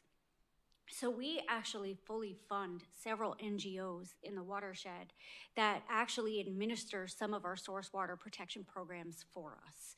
So we have the Catskill Watershed Corporation that we work with, and they administer programs such as septic tank replacement and some other programs, streamside acquisitions. And then we also have the Watershed Agricultural Program that actually goes in and helps farmers develop BMPs, and New York City pays for those BMPs through the Watershed Agricultural Program so that we don't have nutrient loading into the reservoirs. So we could not do that without our NGO partners, which is why we look to them continually and help fund them so that they can help us provide critical services and to help improve those community relations as we're managing the watersheds. Jennifer, if I could just ask, what happens to all those programs if you do build a filtration plant, $20 billion filtration plant? So the programs would change, but filtration is expensive. So you still want to be able to send the cleanest water you can to that filtration plant. Even if we do go the route of building a filtration plant, source water protection does not go away. Great. One thought I have in a reflection on that question is,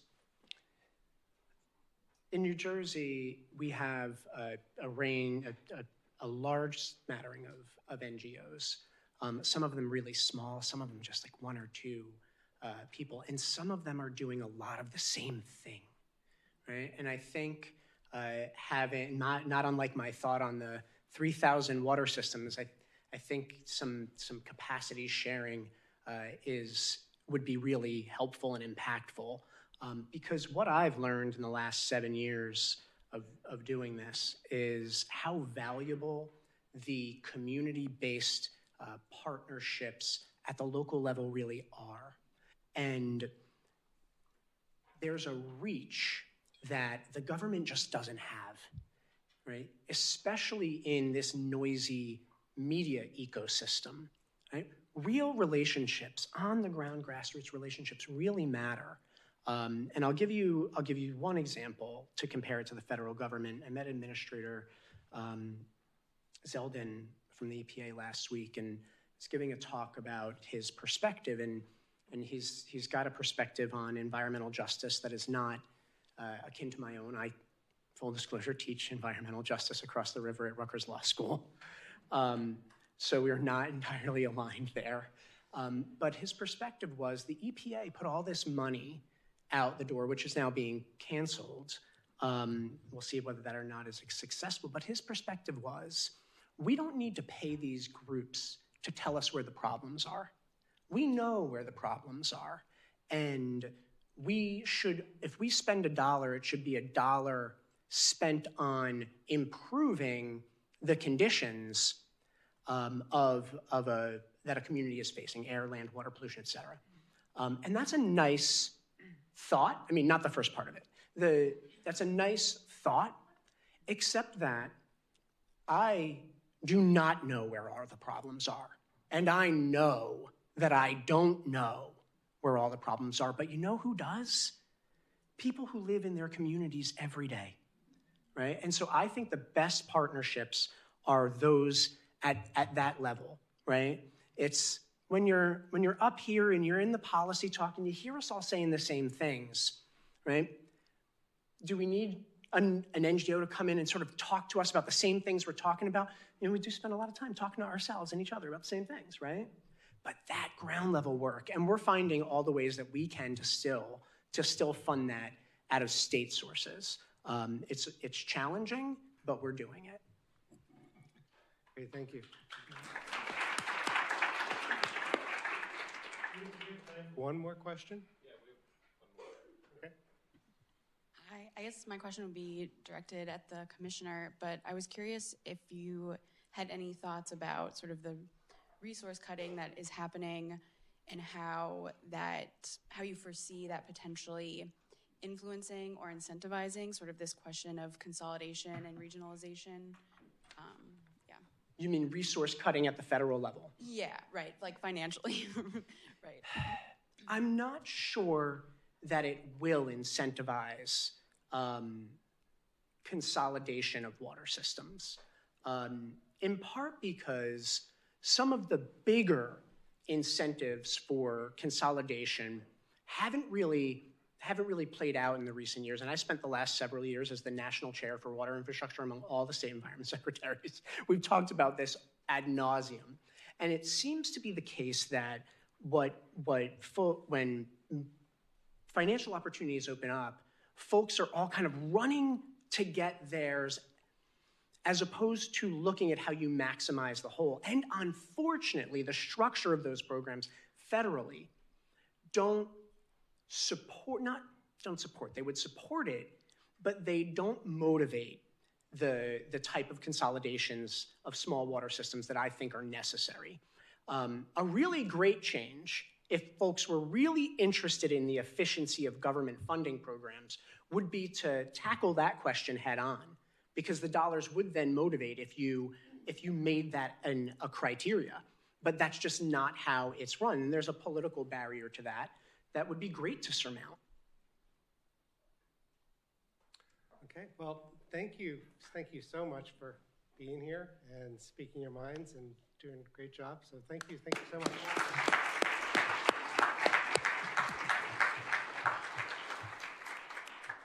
And we're going to play a little tag team now, and Ellen Kohler, Director of Research at the Water Center, is going to take over moderation. I want to thank Sean and Jen and Hillary again for setting the stage for us and providing a water utilities perspective, a regulatory perspective, and a nonprofit perspective. Now we're going to take a bit of a deeper dive and invite some commenters up to share some of their more specific sort of ways that they see for pathways forward and catalyzing change in the face of these turbulent waters. So if I can have our 7 commenters come on up and sit up here with us, that'd be great.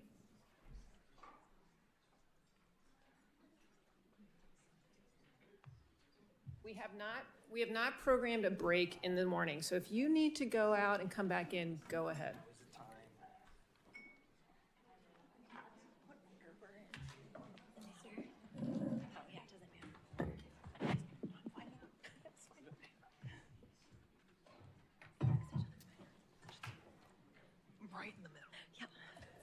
Okay, again, I'm not going to go through long introductions because we have information about all of our commenters here in our program, but I'm going to kick off here with Nicole Brown, the Area Growth Lead for Water at Gannett Fleming. Thank you. So I started off my career as a young, energetic engineer working as a consultant for New York City DEP, actually, for their very small groundwater system that no one ever talks about. And I had a project that I helped design, and I was excited, and they had a community meeting to talk to Queens about drinking groundwater.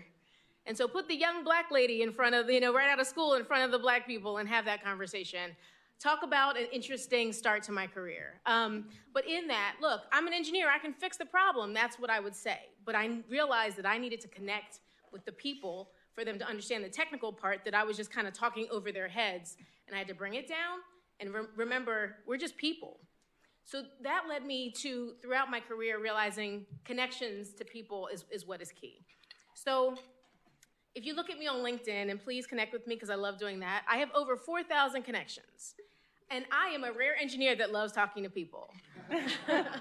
So I find that in talking to people, we become not just connected, we become empathetic.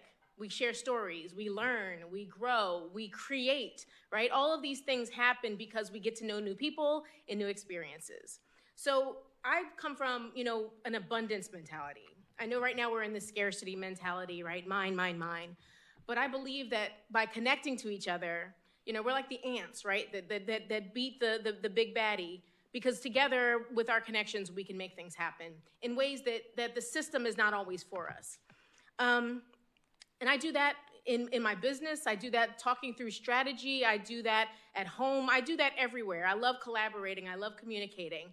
And so one of the things that we have recently come up with, I helped to found the Blackwater Professionals Alliance. It is a nonprofit, so I get to wear that hat. And as the vice president of that organization, anyone in water is welcome. So it says professional, but it's not like just engineers and scientists. It's anyone that touches water.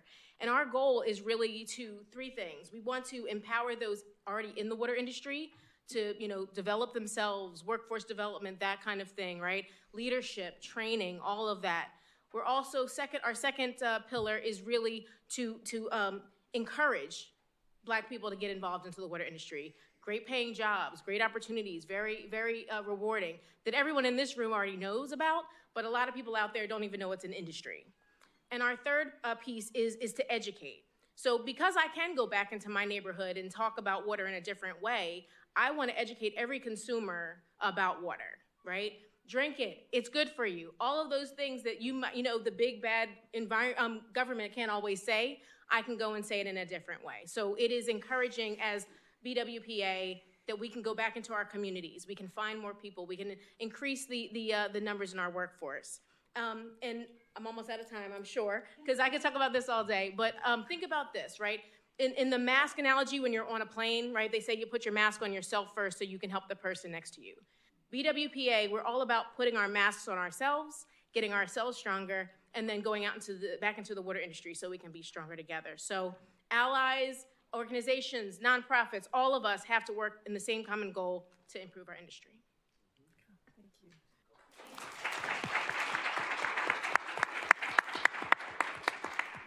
Thank you so much, Nicole. Now we're going to turn it over to Liesl Gross from the Lehigh County Authority. Good morning, everyone. Good morning. Thank you. I'm not sure that I can add a whole lot that hasn't already been said.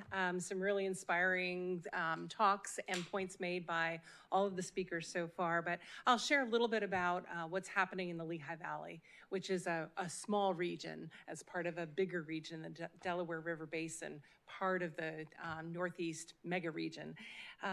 So Lehigh Valley is made up of 2 counties and 26 municipalities.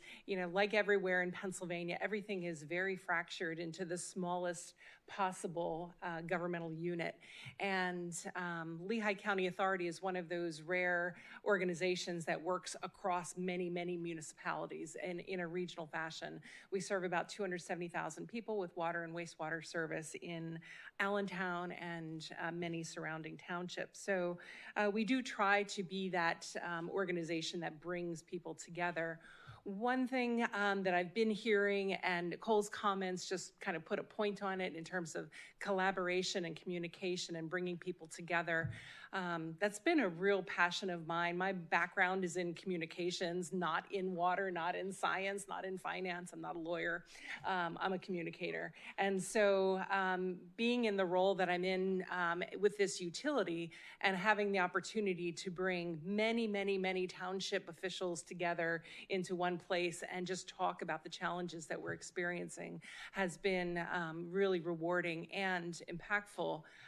Part of the goal of that collaboration for us in this local level is to build trust. And by building the trust within our region among all of those township officials, we've actually been able to reinvent how we're delivering sewer service and looking at it at a more regional level, getting rid of agreements that were written in the 1950s and no longer serve our purposes, and coming up with something that's more data-driven or science-based and makes sense for our community. So we're seeing some real change in the Lehigh Valley, and I'm excited to share about that because I do think it could be a model when we're talking about governance for other areas where we have townships, yes, townships and little boroughs coming together to do joint contracts for system maintenance. Or we have an online portal for all of our sewer billing meters to come together so we can all share each other's data and see what's happening within the system. So that collaboration is purposeful. It's not just about feeling good that we're all in it together. That does feel good, but it's also purposeful in building trust and therefore building solutions. And I think the last point that I wanted to make, which is something I'm excited about, we haven't talked so much about this morning, is about digital transformation and the opportunities that are out there. If we're able to connect data sources and information across utilities, across organizations much more easily today than we ever have been before. And I think that that's a tool that we need to tap into more and more. Utilities are not necessarily known for being on the bleeding edge or even the leading edge. Like, we'd like to stay away from the edge altogether sometimes. But I see more and more utility partners talking about how we can leverage digital tools, artificial intelligence, machine learning to get at our solutions more quickly and address these problems together. So I think I'll stop there, but happy to answer questions when we get to that. Great, thank you so much, Yep. Lisa. Next, we'll hear from Patrick McDonald, the president and CEO of Penn Future. Morning, everybody. First, I'm very impressed with the group we have up here. We each get 4 minutes, and we're going to solve the entire water crisis in the mega region. So, been reflecting a lot on the conversations we've been having today, and just some themes I wanted to pull out. I'll start with, as our keynote did, Paul, the bad and go to the good. On the bad side, the starting point for all of this, as a number of people have pointed out, is historic underfunding of these systems. When we're talking about infrastructure, these are not things, and we need to think about this as infrastructure, things that last for the long term, be it a pipe in the ground or a wetland. These are all infrastructure. They're providing services. We need to think of it that way. And those are things that you fund over the long term. And all of that has been underfunded for a long, long period of time. That funding that we get, though, has also historically been asymmetric. And asymmetric in ways that then the impacts become asymmetric. And that is the environmental justice issue that we definitely have been facing for decades now, and something that is becoming harder and harder to address under current government. This is, as we see things like sea level rise, as we see things like increased cost for the infrastructure that is required, people getting priced out of being able to take advantage of that, people being priced out of being the owners and operators of those things in their own communities. So asymmetric impact. I will say on the nonprofit side, agree there can be collaboration, but it's part of where my brain went when we were talking about like some of those nonprofits going away. In the Commonwealth of Pennsylvania, you know, I come from a nonprofit. We do environmental advocacy, clean energy, clean air, clean water, but there are nonprofits all over the state that are basically existing, for example, to operate a passive mine water treatment plant, like a passive system. And they raise their little bits of money every year, and they go in and clean out these systems, you know, every 7 to 10 years to make sure that clean water is being delivered downstream, be it to the Bay or the Delaware estuary or the Ohio. What happens to those nonprofits that are just there doing this work day in, day out, delivering not just clean water, but high quality fisheries, flood protection, all of these other benefits that do not get counted financially. The other thing, and I think, you know, it goes back at least 30 years on, and this is the last like negative piece I'll say, is the what we've really seen is an erosion in and a deliberate attempt to erode trust in government to accomplish things. And what we are seeing right now is the culmination of that, right? It is the every day a new set of layoffs, not 10 people, not 100 people, but 10,000 people or 3,000 people from various agencies. And where I shift now is prior to being at Penn Future, I spent 25 years in state government. And I will just tell you that those are people who are absolutely committed to the work. Some of the smartest people, some of the people who have the best experience, most experience, have seen it all in terms of the work going on and really, really want to deliver, you know, in the case of DEP, you know, quality programs for people in the Commonwealth of Pennsylvania, but for that underfunding. The last couple of things I want to say is on the hopeful side, again, going back to something I think it was Howard said, we have the technology now. We've come so far, be it on clean energy, clean water, that we have these technologies in place. We have underfunding, but that's something we can start getting at in a variety of ways that have been talked about. The biggest challenge we have right now is policy. That is the biggest challenge we have in water, in government, is policy. What are the things we want to do? And when we talk about things like deregulation, I always go back to first principles and say, deregulation started as a series of things that happened that we all agreed could never happen again. And that is where the regulation comes from. The challenge we have on the policy side now is coming up with a new regulatory scheme for those things that we want to see happen. What is the future we want, and how do we accomplish that through regulation, through funding, through structure? So I will stop there. Thank you.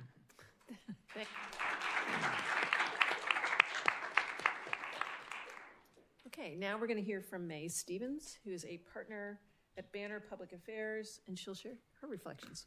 Excellent. Well, Patrick, that was a fantastic introduction to what I'm going to talk about. So this is awesome. Thanks, everyone, and thanks for inviting me. This is really cool. I'm always excited to be in a room full of people where I am the dumbest person in the room. So I'm very excited to meet and talk with all of you today. So this will be great.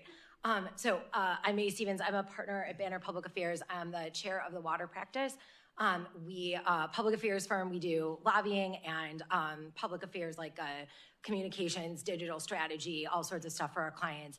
Basically, if you want something done in Washington in the water policy space, we are people you can call. And I see I have some current and former clients in this room, so I was very excited to see everybody. I love it when we get everyone together, so this is fun. The purpose of my visit today is to convince you that all hope is not lost. And so I'm really glad that we went right after each other. Because I do think that if you are reading the news, which I think all of us in this room are, it can feel very scary if you're just getting what is going on in Washington through the news. So I'm gonna give you a couple reasons to feel hopeful. I have been involved in 3 really large water infrastructure policy, pieces of policy, pieces of legislation over the last couple of years. First, I was the senior environment staffer for Senator Cardin of Maryland from Chesapeake Bay watershed. And so in that capacity, I worked for him on all of his, I was the lead staffer for all of his environment and infrastructure work. I left his office 6 years ago, so I could only work on water. He really inspired me to do that, so now I only work on water. So the first big policy priority that I worked on was the WIN Act in 2016.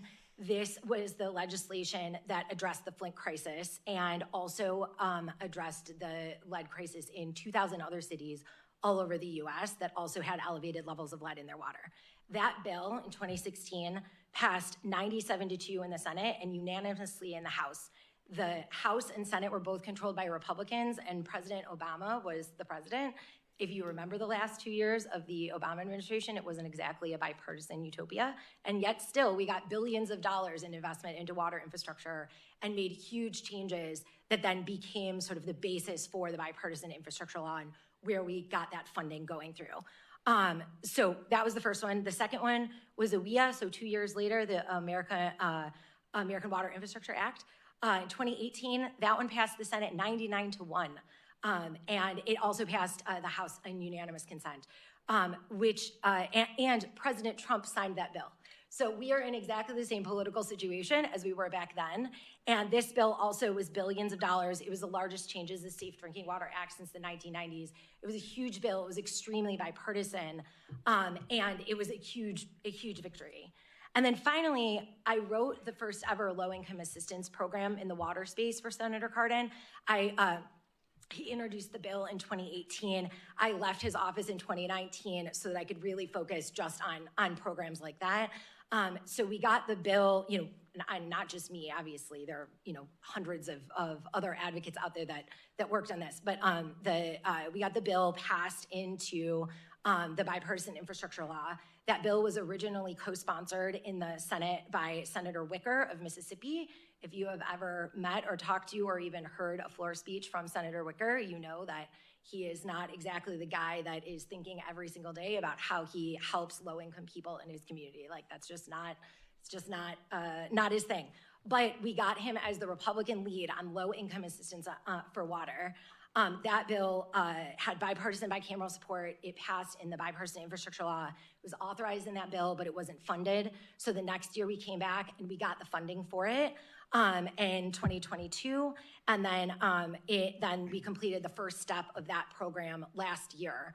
The Republican chair of the Environment and Public Works Committee told me that she very much wants to take the lead on doing the next steps in that program. This is low-income assistance on water. If you're following the conversation on SNAP or the fact that the entire LIHEAP office at HHS, just all of them got fired, you know that this is different, right? This is a different situation. So I hope that this is helping you feel a little bit like there are things that we could do in this space. And I want to just quickly, with my less than 1 minute remaining, I just want to explain how I think this works, okay? So first of all, the most important thing is that I always remember that cable news is like reality television. There is nothing even approaching reality about cable news or reality television, right? So if you're watching the news and you're like, everybody's screaming at each other, this is all terrible, the whole world is ending, like, we don't actually act like that when the cameras are off. And frankly, we almost don't even act like that when the cameras are on. And so first of all, think about, realize that the news is not real. Second, we all need to focus on what we can control, right? So I am also concerned about immigration. I am also concerned about broad environmental justice issues or civil rights issues, right? I am not a lawyer, like a civil rights lawyer. I'm not an immigration lawyer. I got to leave that to the experts that work on those issues, and I'm going to focus on making sure those experts have clean water, right? So focus on what you can control. The next is focus on where you can agree. There's a reason why these vote counts were so high, is because we only talked about the things where we could agree. And then that's what we put in the bill. And it turns out, if you sit down and actually talk to people, even people you think you are not going to agree on anything with, there are some things that you can agree on, I promise you. So, and that's what we learned in these bills, right? So focus on where you can agree. If you can think about how to get everybody involved, all of this, all the external stakeholders to support one piece of policy and not have anybody against it, then that is a good candidate for moving forward in Congress. I would also, this just reiterates it, stay nonpartisan. We don't have the resources in this community as, say, the, energy sector, for example. We don't have, millions and millions of dollars in campaign donations to put towards one side or the other. And so we need to stay as bipartisan as possible and stay out of campaigns, right? The political campaigns. And then, finally, I would say, use the talking points that appeal towards the intended audience, right? This is sort of the big thing, right? I am in the business of selling ideas to a very narrow market of people, right? 535 members of Congress and like a bunch of people in the administration, right? If I am selling something to someone, right, whether that's low-income assistance or like literally anything else, right, I've got to talk to them about what they're interested in and what they care about, right? The first and foremost, a member of Congress, the most important thing that they care about is keeping their job, right? That is the most important thing. More than any specific policy, they want to make sure that their constituents like what they're doing so they get reelected and keep their job. And all of us in here, we all want to keep our jobs too. So like, this is not a crazy thing, right? You're not going to do anything in your job that's going to make you lose your job if you like your job, obviously. So members of Congress don't want to lose their job. They want to do things that make their constituents happy, right, and get them reelected. But then they also need to make sure that like those constituents care about different things. So some constituents really care about the economy and other constituents really care about the Chesapeake Bay, right? And you want to talk to those people in different ways. And I think those are really important ideas. And if we can incorporate those into everything that we're doing here and all of the stuff that you guys are doing back home, that is really going to make a huge difference. And we actually can get stuff done in DC. So with that, I will stop. Sorry, I went a little over. I got excited.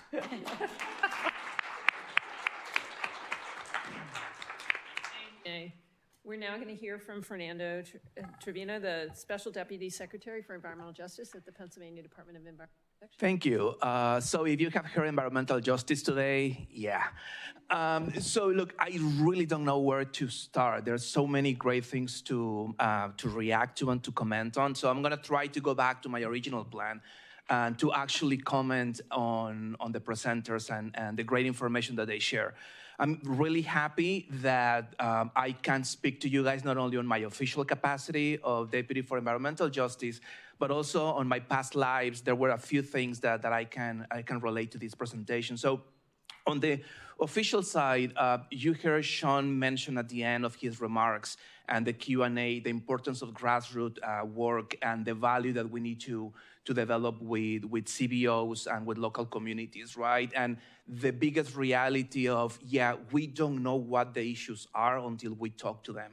We may know the concepts, we may know the theory, we really don't know how this is affected.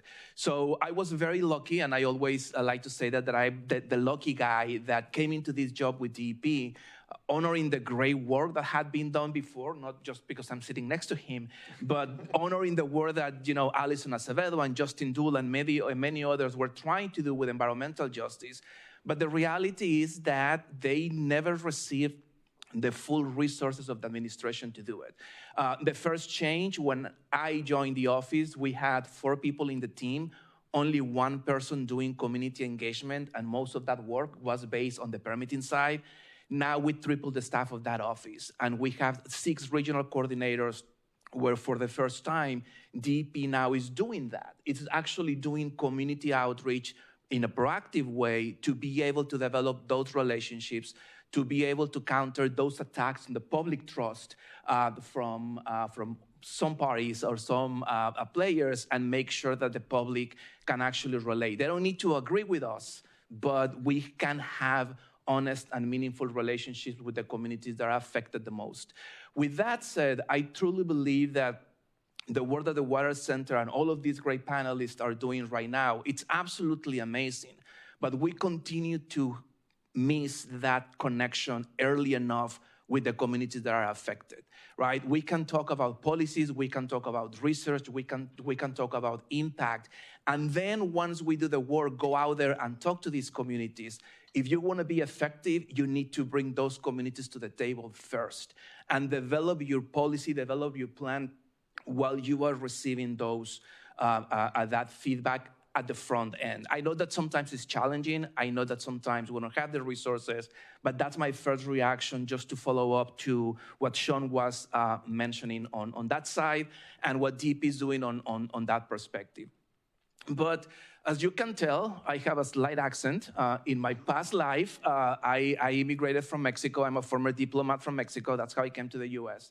And I wanted to mention that because I think that, Jen mentioned the importance of not reinventing the wheel, of going out there and talking to international partners and trying to learn best practices for other places. And I want to share with you, as a Mexican immigrant, not as a DEP, and I'm sharing this in front of my good friend, Christian Morsik, that we have been working for a long, long time on developing the capacity, not only of the immigrant community, but the international community living in Pennsylvania and living here. Unfortunately, right now, we hear immigration and we imagine the Mexican immigrant working in a kitchen, right? Philadelphia and Pennsylvania has one of the most active professional international immigrant communities in this country, to the point where a deputy secretary can be an immigrant from Mexico, to the point where a councilwoman in Philadelphia can be an immigrant from Sri Lanka. So let's take advantage not only of those partnerships externally and continue to push that, but also let's take advantage of the international community that we have here and that we can develop that. My last point on the personal side, and this goes directly to something that our keynote speaker was mentioning, and is this need of invest on finding climate resiliency and climate solutions as an area of investment. In my past life as well, I was able to develop in several occasions a great relationship with Tom Steyer.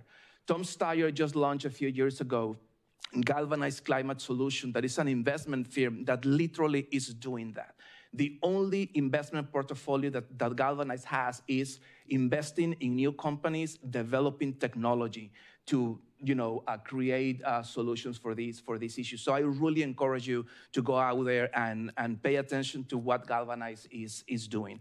And lastly, I'm not going to quote The Martian, but I'm going to make reference to another great movie/show that is The West Wing, and this is just very quickly on Hillary.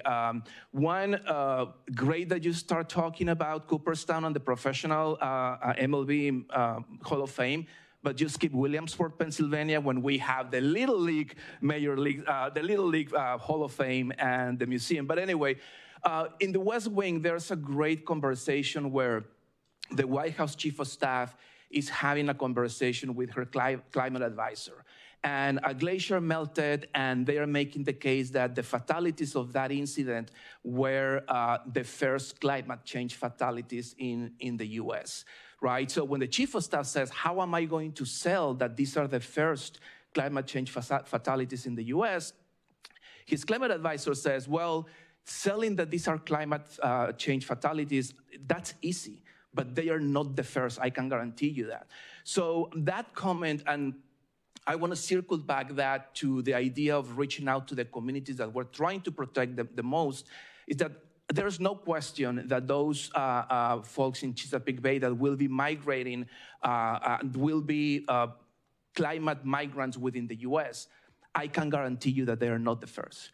I can guarantee you that if you talk to the New Orleans folks that live now in Houston and San Antonio and Dallas, they can relate to that. So even by having this level of conversations, I do believe that it's very important to bring back those communities that we're trying to serve to understand the issue that they're facing on. And that way we can change sometimes the way that we try to approach those solutions for folks. So with that, sorry that I went over my time. Thank you, guys.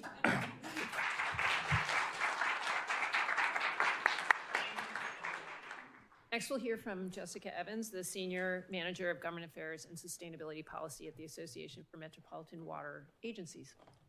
Okay. Okay, hello. I'm going to try and talk really fast. We'll see if I can talk faster than May does. But I'm coming from DC. I work mostly with the CEOs and general managers of large publicly owned drinking water utilities across the United States. I also work a lot with climate adaptation folks at those water utilities. So that's kind of the perspective I'm bringing. So today I wanted to cover kind of just 4 big overview things: where we just came from federally, where we're going / where we are federally, not great, what that means for our region, and then kind of what's giving me hope from the leaders that I see in the region. So where we just came from at a big federal perspective and how that affects the water sector was a large amount of public infrastructure investments. So the IIJA gave over $50 billion to water utilities. The Inflation Reduction Act also really put a lot of money towards climate investment. And for the first time, water utilities were actually able to access incentives for doing their own clean energy programs at the federal level. We also came from a federal recognition that environmental inequities have long been real. We have a history of disinvesting. We have a history of housing discrimination. That means our cities have disparate environmental outcomes for people. Our federal government that we just had very much acknowledged this and wanted to put siphoned money towards those communities. We also saw 2 huge regulations for the drinking water side, the PFAS National Primary Drinking Water Regulation, which now regulates 6 PFAS, and then the lead and copper rule improvements, which are going to require water utilities to remove lead pipes, whether they own them or whether a house owner owns them, within 10 years. And we also saw a time of inflation, higher construction costs, and this only increased the water funding gap. Where we are now is kind of almost the opposite of that. Not completely, but rightly, people are focusing on DOGE, cutting agency staff, and we're also focusing on the fiscal year 2026 appropriations, particularly cuts across different agencies. Chiefly, we're concerned about the 65% proposed programmatic cuts to water, or to EPA. Obviously, water utilities have usually gotten money from the 2 different state revolving fund programs. Those have been part of STAG grants, which usually account for 65% of EPA's budget. So obviously a 65% cut is going to mean a huge cut in the federal investment to water utilities. I also am really concerned about cuts to staff across FEMA and cuts to staff across NOAA. NOAA's programs in the adaptation sciences and NOAA's programs in the weather prediction services are integral to a lot of the climate models that water utilities use. Whether they're using those models wholly or if they're using the observational data that they get for free, that is going to have impacts that a lot of us don't think about because it's so in the background. FEMA as well, hurricane response in the Northeast is going to be significant, and NOAA and FEMA are some of the few organizations that did provide federal resilience funds for infrastructure, and those are also now at risk. DEI, a lot of the executive order that Trump had on DEI has caused a lot of our member agencies to worry about what that means for their own cities' DEI commitments, both in hiring and contracting. And they're now concerned about what that means for whether or not that'll jeopardize their federal funding, et cetera, et cetera. And then we're going to see higher inflation. Tariffs are certainly going to have an impact on driving kind of cost up in the limited domestic supply that we have. So what does that mean for our region? The lead and copper rule improvements, the 10-year deadline, I'm a little bit concerned that renters, low-income communities are going to face more challenges with funding replacement, and our water utilities are struggling as is to afford those and to get out in communities. That's all the more important why many of them are going to continue their DEI efforts, and they're going to continue to work with community groups to ensure that they reach every single household that they can. I think a lot about climate concerns across the Northeast. We know that there's flooding, there's combined sewer overflows, basement flooding is a huge thing. I live in an English basement in DC. I think about it a lot. But we also, 2 summers ago, had to think about fire impacts across Canada and what that meant for our workers across the region. And then we're starting to think about, we're flexing our mini drought muscles. Like a lot of us in the Northeast, like our utilities haven't flexed those plans, haven't used them, or we're just now starting to get our communities used to, what do you mean it's flooding all the time? Why do I have to do drought work? And then Federal climate action is also reduced, but I am working very much on keeping Inflation Reduction Act tax credits hopefully still running and hopefully still accessible to public water utilities. So if you're interested in that, let me know. And nonetheless, our utilities are going to remain committed to addressing the simple fact that environmental inequities still exist and we have to address them. So my last little minute, I'm going to talk. I can't afford to be hopeless. One, I'm too young to be jaded. And two, I work with way too many amazing, passionate, intelligent people who are leaders in water utilities. So I just wanted to give a non-exhaustive list across the region of some of the highlights that I've seen in my shorter career. So I live in DC. Every single day I pass by a house where they are replacing a lead line. I'm like every single day. They are moving very quickly. They are a leader in environmental risk reporting. They have made, to my knowledge, the only public drinking water or the only public water utilities ESG report, and they're really at the leading edge of this. They also have the Clean Rivers Project, which is reducing combined sewer overflow events. You can swim in the Potomac now. I won't do it, but you can. Anne Arundel County in Maryland is a leader in water reuse on the East Coast. A lot of people are still thinking of reuse as a West Coast or Western part of the country thing. Absolutely not. Baltimore and WSSC are leaders in addressing community concerns, remaining committed to environmental equity. Baltimore has a water-specific ombudsman, and he's spectacular.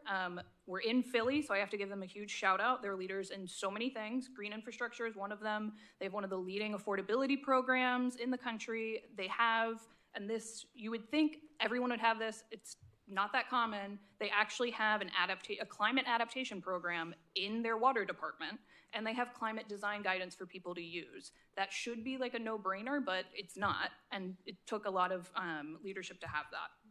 And then finally, New York City Department of Environmental Protection, I work with a lot as well. They're leaders in reducing emissions from wastewater, and they are really advancing the circular water economy in the US. And they're also very concerned about what cloudbursts mean and what stormwater means for their city. So I just want to close with, I could keep naming a million other things I've seen across the Northeast. I really do think that there's leaders in the Mid-Atlantic, and I know that our leaders are willing and able to meet the challenge of what their communities need.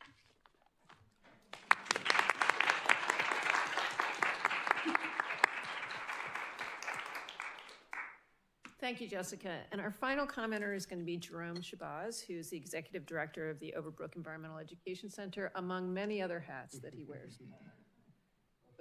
Thank you very much. It's always bittersweet when you have an esteemed panel, because the good side is they typically say all the things that you wanted to say. The bad side is that I probably changed what I was going to say 6 times prior to getting to this point. But I'm in the nonprofit sector, and I started out this work, over 40 years ago. And when I started out, I was a young engineering student working for Omni Engineering and D.S. Winokur Associates, those companies that are now defunct. But, I always was curious about what was going on. They were dealing with a lot of water-centric projects, and I always used to see on the plans to the wastewater treatment plant facility. And I used to ask my boss, his name was Lyman A. Stiles. He's a phenomenal guy and very patient. I'm thinking back now as this young person asking my boss these questions and how he had patience with me. I probably wouldn't have had patience with myself. And he said, you keep asking me about this wastewater treatment plant facility. Just take a course and find out what it's all about. And so I did. I took a course, and after I took this course, and it said that, if you're in your respective state, you should take the license to get your wastewater treatment plant facility license. And I became a licensed wastewater treatment plant facility operator. And what was I going to do with that? But around the same time, the city of Philadelphia was expanding its wastewater treatment plant facilities, and they were reaching out to people who passed their state exams, and ended up working at the illustrious Northeast wastewater treatment plant facility. And if you know Northeast, back in the 80s, it was a phenomenal place. Communities used to complain about odor and all kinds of good things. But it really just captured my imagination and about this whole civil service that we provide. This relationship with water and wastewater is a very psycho-emotional thing. You know, we can't do without it. You know, it's like love, right? You can't do without it, but it frustrates you all the time. You know, and the conflict that I was able to recognize very early on in that experience was that there was this infrastructural experience where you had an industry, you had a utility that needed to be maintained, it needed to be financed, it needed to be operable. You know, as Howard said, you had 18th century infrastructure, you had 20th century technology, and a lot of times we had 16th century thinking going around all of that. Right? People don't want you getting involved in it. You know, back in those days, you just move your car out the way. We're going to do work in the neighborhood and don't ask any questions. We know what's best. But what I found is a sort of disconcerting with all that is that you have this community who's being impacted by all of these decisions. And so I made a decision very early on that I wanted to work in that intersection. That what I call the social architecture for sustainable and resilient communities. And it includes people. It includes the comments of people, not like the new administrator who says, well, we don't need to hear what your opinions are. We know where all the problems are. That's far from the truth. Because very often, when we talk about this space of justice, we call it the liberation science. How we unburden people of cumulative impacts, how we unburden them of not just one environmental condition, we unburden them with multiple environmental conditions, and only the confluence of those conditions and how it affects people can only be described by those people themselves. And so, you know, we are a little concerned about people who don't think that you need to have a co-productive response to how environmental systems are affecting each and every one of our lives. The fundamental point of environmental justice as we define it is that you should have informed consent. You should not have anything burdening you that you don't have an opportunity to retort or to respond back to, or to have some sense of understanding of what this does to my life and the quality of my life. And so I think that, you know, with all of the other comments that are being made, you know, one of the points that I'm always trying to elevate in the room is the idea that in a place like Philadelphia, we have one of the largest, poorest cities in the United States. And we have people who do not have a voice. We have people who do not understand the science of what it takes, the economics of what it takes to run a major system that gives us potable water every day, that maintains our wastewater, where we drink the rivers.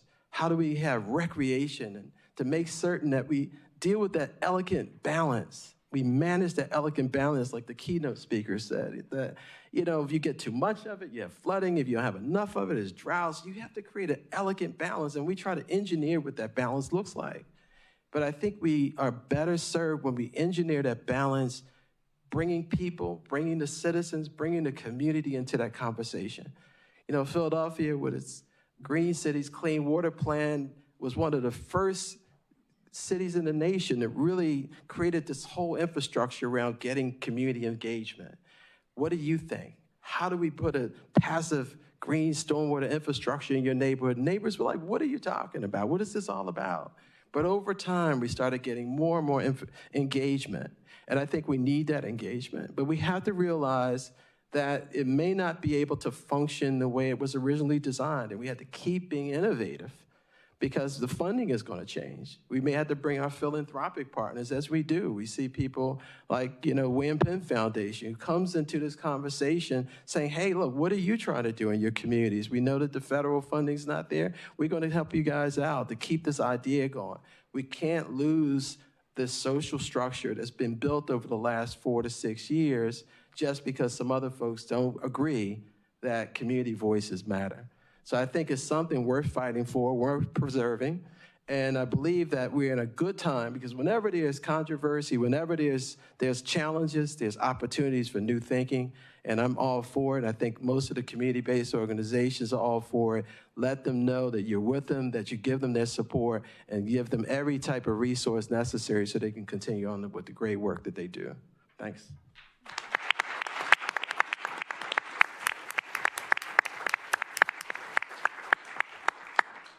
you all very much for your comments.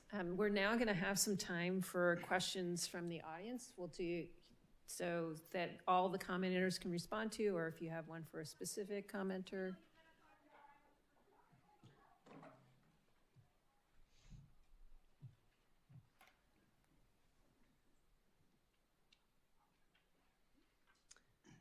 Hi, this is a question for Jerome. Hi, Jerome. Not sure if you remember me, but you showed me around a church in West Philly many years ago. Karen Meidlinger. Thank you. So, you know, you mentioned about sort of communication and understanding. You know, I'm a scientist by training. I love technology. You know, the message that's coming from people in important places in water and wastewater kind of resonates with me, you know. But really, is this science tech talk, it maybe isn't the best, right, for communities. Do we need to maybe lean a bit more on the humanities to teach us how to communicate better, meet people where they're at, talk about issues, needs, trends in a way that they understand, you know? Well, let me just give you this perspective. I don't think it has to be one or the other. At Overbrook, we have a pedagogy of education which has a three-part system to it. One is to talk about the science, but then to talk about it from a perspective of why should you care? How does this relate to your life as a social science? And then what can you do about it?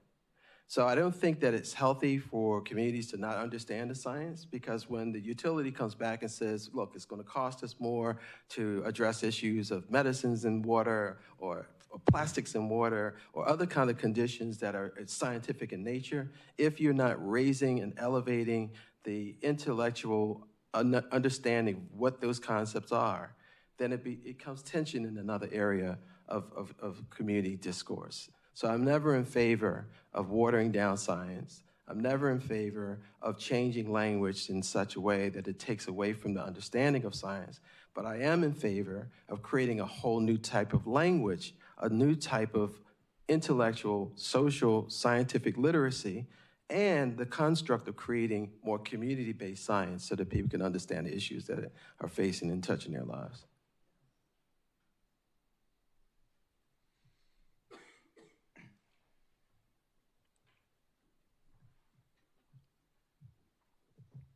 Thanks, Jasmine. Skelly Holmbeck with the Water Resources Association.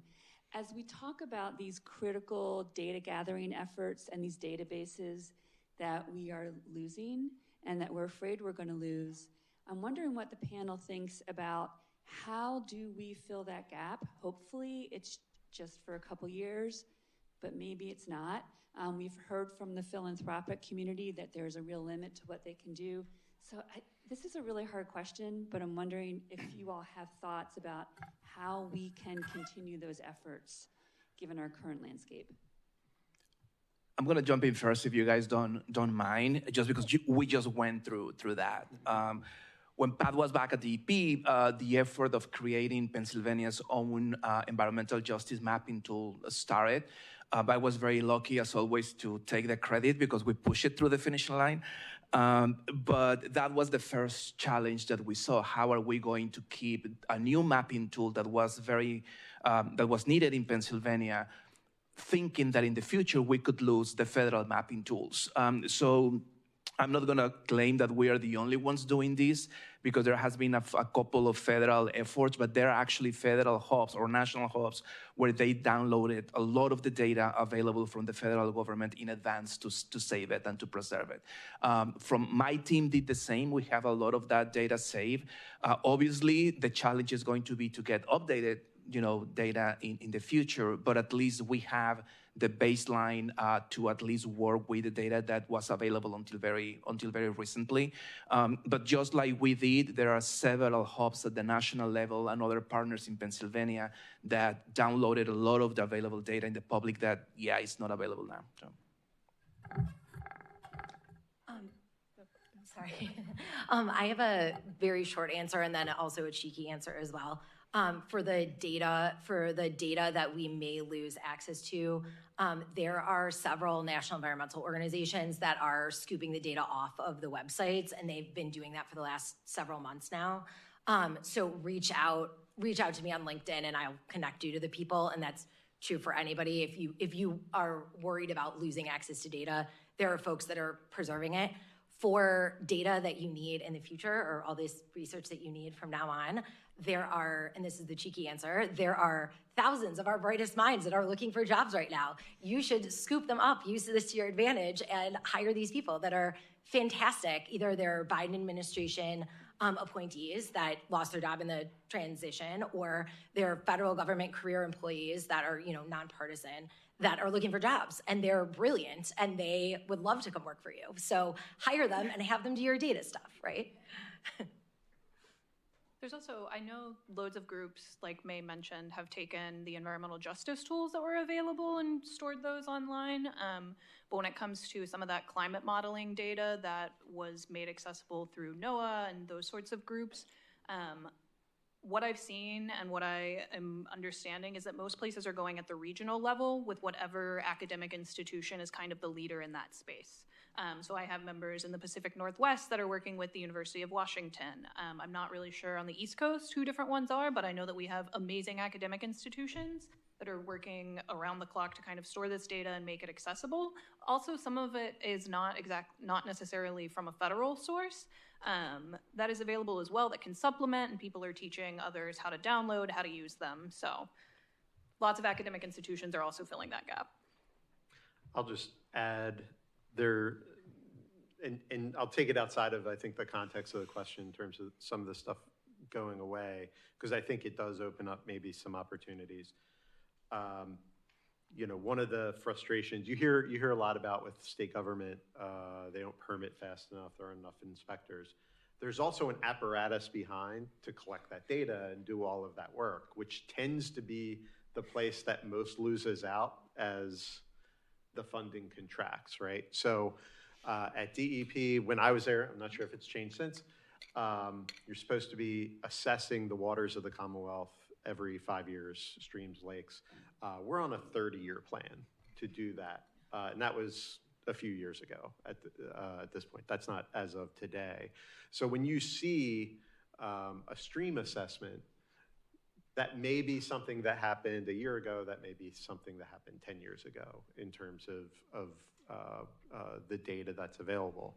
I think the other thing, and it goes to the EJ mapping tool Fernando mentioned, we also tend to work in a binary. So a stream is either attaining or not attaining. A community is either an environmental justice community or not an environmental justice community. My frustration on EJ was 1/3 of the state was environmental justice communities, which you get to a point where functionally all of them or none of them are, right? Because it's so diffuse. So understanding, where do we have the biggest issues? Same thing on water. Where do we have the biggest issues? Where are we seeing improvement? Where are we seeing things go back? It may be a non-attaining stream getting worse. It may be a non-attaining stream, but it's gotten better, right? There's an opportunity because of that binary. The last binary thing I'll mention is the way we measure has had a very strict regulatory connotation. State, federal governments tend to look at data on the basis of, does it meet a regulatory standard? There are a lot of tools that have been developed over the last decade on water monitoring, on air monitoring, that are widely available. We have an air monitor on our building in Harrisburg. Doesn't meet a regulatory standard. But if you start crowdsourcing that stuff and seeing like a lot of these like monitors that are scalable, it can at a minimum direct you to places that it's like, oh, there's maybe an issue here we weren't aware of, so starting to, and there's nonprofits out there like Stroud and places like that that are doing some of that work to really bring some of that data together. That again, it may not be something you permit off of, but it may be a good reason to send somebody out and figure out what's going on. Thank you. Any other, Jasmine, you've got a question behind you. Hi, everyone. Thank you guys for coming. My name is Osek. I'm from the School of Engineering, and I sit on the Penn Water Center Advisory Board. And, when I listen to you guys talk, there's a lot of roller coaster emotions that I have. On one hand, I'm happy to hear you guys talk, the keynote. And on the other hand, it's so depressing, really. And you hear... Welcome. Yeah, well, thank you. You know, I hear about 16th century thought. I hear about 17th century, mention of 18, maybe 19. And so it goes back to the question. I was in a different forum where I said to the audience that the boys and girls of today will be the men and women of tomorrow, which, if you extrapolate and think about it in policy terms, the boys and girls of today who are in school will be the policymakers of tomorrow. So it begs the question, what are we teaching them about everything that's been brought up here? How are we injecting some of these ideas into the curriculum, or can we inject some of these ideas into the curriculum so that the boys and girls of today who will be the policymakers of tomorrow will understand some of these fundamental issues, the importance of the environment. So we don't have to keep trying to reinvent the wheel, right? And so my question to you, and some of the survey that Hillary shared with us showed a very high percentage of people saying they want more environmental education in the Chesapeake Bay.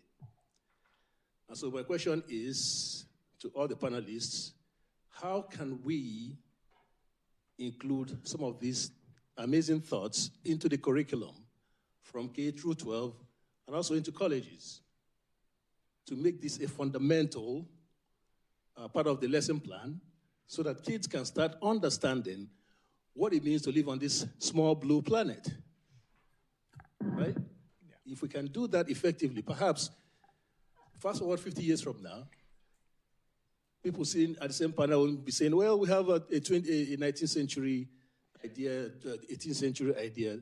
Things can evolve. It's all in the mind. And it's what we teach children, beginning like right now. And so please, let's articulate, since we're in an academic setting, ways and means that we can sort of have these thoughts get into our curriculum from K through 12 and also onto universities. Thank you. So I feel really silly talking about DEP sitting next to you. But, well, from DEP's perspective, we have a Center of Environmental Education that not only gives out grants to nonprofits and to school districts to talk about environmental issues, but also works with the Pennsylvania Department of Education to develop curriculum to include some of these issues. Now, the political reality, and this is Fernando being the parent of two school children, the political reality is that a lot of what it goes into the curriculum from K to 12 depends on your local school districts, right? And as we are politically aware, sometimes the local school districts are not the best to promote or to include this kind of information. But from our perspective, we do have a Center of Environmental Education that works with the schools, that works with nonprofits, but also works with the Department of Education to include curriculum for these issues. I have thoughts about graduate and undergraduate education for college.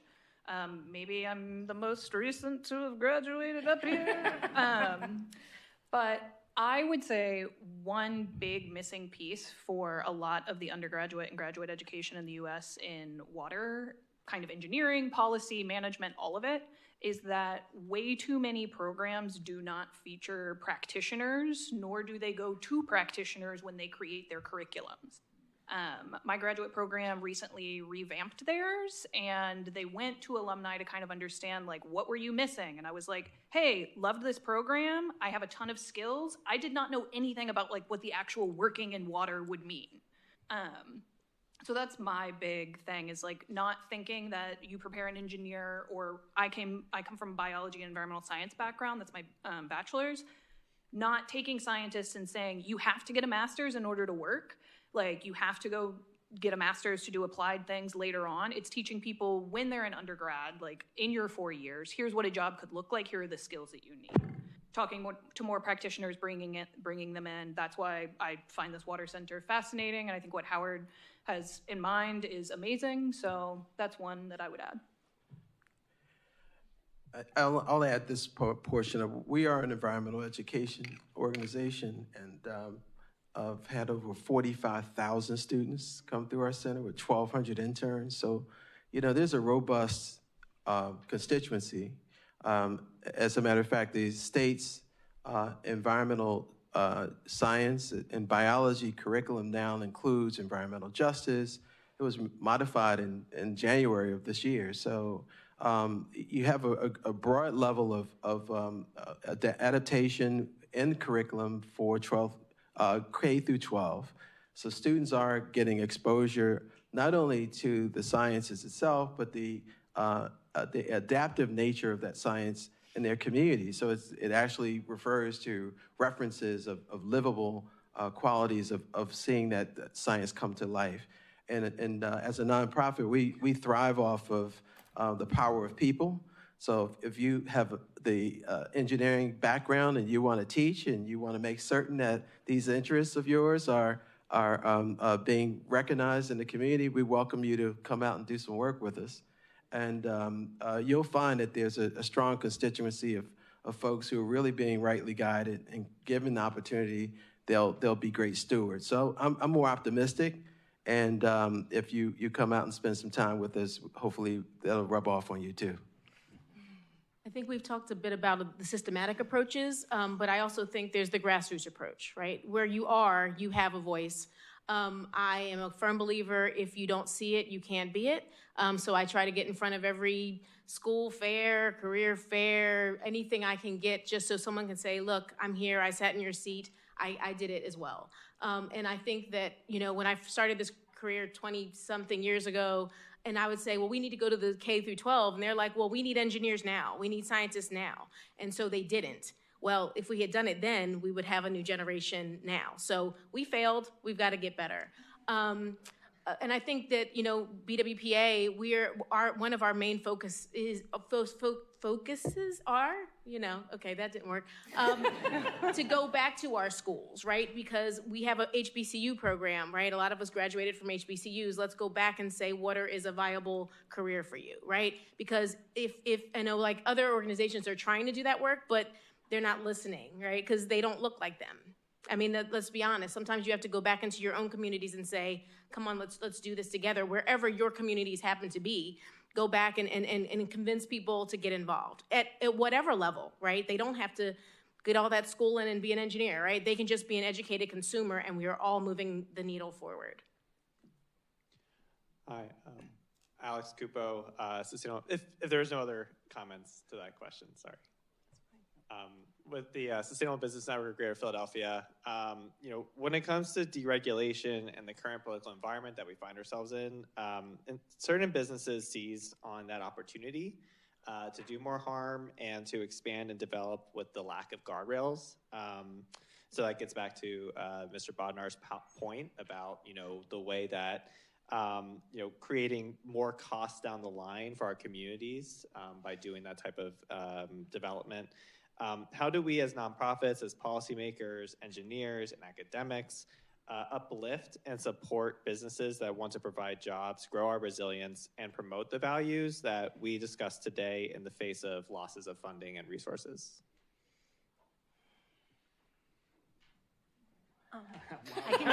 Question. I'm really excited about this, but I wanted to not just jump in. So, okay. Please. So I think the most important thing that you can do is to tell their stories and to have them tell their stories, especially to policymakers and decision makers, right? Whether that's at the local, state, or federal level. I think it's so important to be telling the stories, especially if you think about in the water sector, the people that we talk to most are sort of the utilities, and the sort of ENGOs are the ones that are most excited about all this stuff. But the business community isn't really participating in these conversations, even though they're doing a ton on water infrastructure in their communities, right? So you build a new factory, and you have to have a community benefits agreement, and a lot of times that is we have to replace this water main and because we need more water, and so we're investing in the local water infrastructure just by virtue of the fact that we're building a new factory, right, or data center, or whatever it is, right? So, but there are a lot of businesses that are doing really important work. And so making sure that those stories are being told is really important. I find this to be so important that in my, in all of my free time, which I have none, I created an organization called the American Business Water Coalition that specifically combines, it's businesses and the water utilities that serve them, talking about this partnership that businesses and utilities have in making their communities better, right? And investing in their communities, in their local economies. And we know that those are stories that are that exist all over the country, and the federal government just does not hear that. I don't know about the state or the local level, and I actually have a feeling that at the local level they are hearing these stories, but it's not trickling up to the federal government and to federal decision makers. So please tell their stories. Like that's the best thing. I'll jump in on that because I wholeheartedly agree with May's comments. And I do believe, you're welcome. I do believe that these are issues that our communities at the local level really care about. And it's something to the prior question, what young people really care about. And so there is a mechanism to hold businesses accountable at that local level. And I think that will happen. It does happen now, and it will continue to happen. But I will also say that my authority, we work with a lot of manufacturers in the Lehigh Valley, and our business community also really cares about it. Maybe for different reasons, but water costs money, waste disposal costs money, air discharges, all of that costs money. And so finding ways to work with them on kind of what speaks to them and their bottom line, I feel hopeful that we won't see backsliding to the degree that we might be worried about because of the regulatory framework or what's happening in DC. I'll say three things real quick. One, one of the things that, as being in the Commonwealth of Pennsylvania, gives me most hope is you hear all the things happening with the Clean Water Act or Clean Air Act. Well, we have a Clean Streams Law and we have an Air Pollution Control Act in the state that are controlling. And on top of that, we have an Environmental Rights Amendment in our Constitution. So even legislators, when they put their hand on the Bible, put the right hand up and swear to uphold, one of the things they're swearing to uphold is the right to clean air, the right to pure water, the right to enjoyment and the natural resources. So we have like backstop there in terms of that deregulation part of the question that frankly organizations like mine will hold legislators and others too. Two, and this goes to my DEP days, one of the fascinating things was always when we would be talking to somebody about regulatory issues, a company would come in, a lot of times their accountant was with them. And that is because they aren't making a year decision. They aren't making a 6-month decision. They're not even usually making a 4-year decision. They're usually looking at, well, I need to finance this over 10 years or 7 years or 20 years or whatever it is, right? So they're not making a decision based on a change in the wind in every case. It can create a lot of chaos in a lot of those markets, but the companies that I think will truly last are those ones that are doing the right things because they're not going to end up bouncing back and forth on the regulatory side. And the final thing I'll say is it's one of the reasons we need government. It's one of the reasons organizations like ours exist is when there are the bad actors, that should be held to account. So there needs to be the good stories. There also needs to be the stories that if you're on the wrong path, if you're not obeying the Clean Streams Law, the Air Pollution Control Act, that there are going to be consequences for that. And be it government taking action, be it organizations like ours bringing suit, that's a way of dealing with all of this.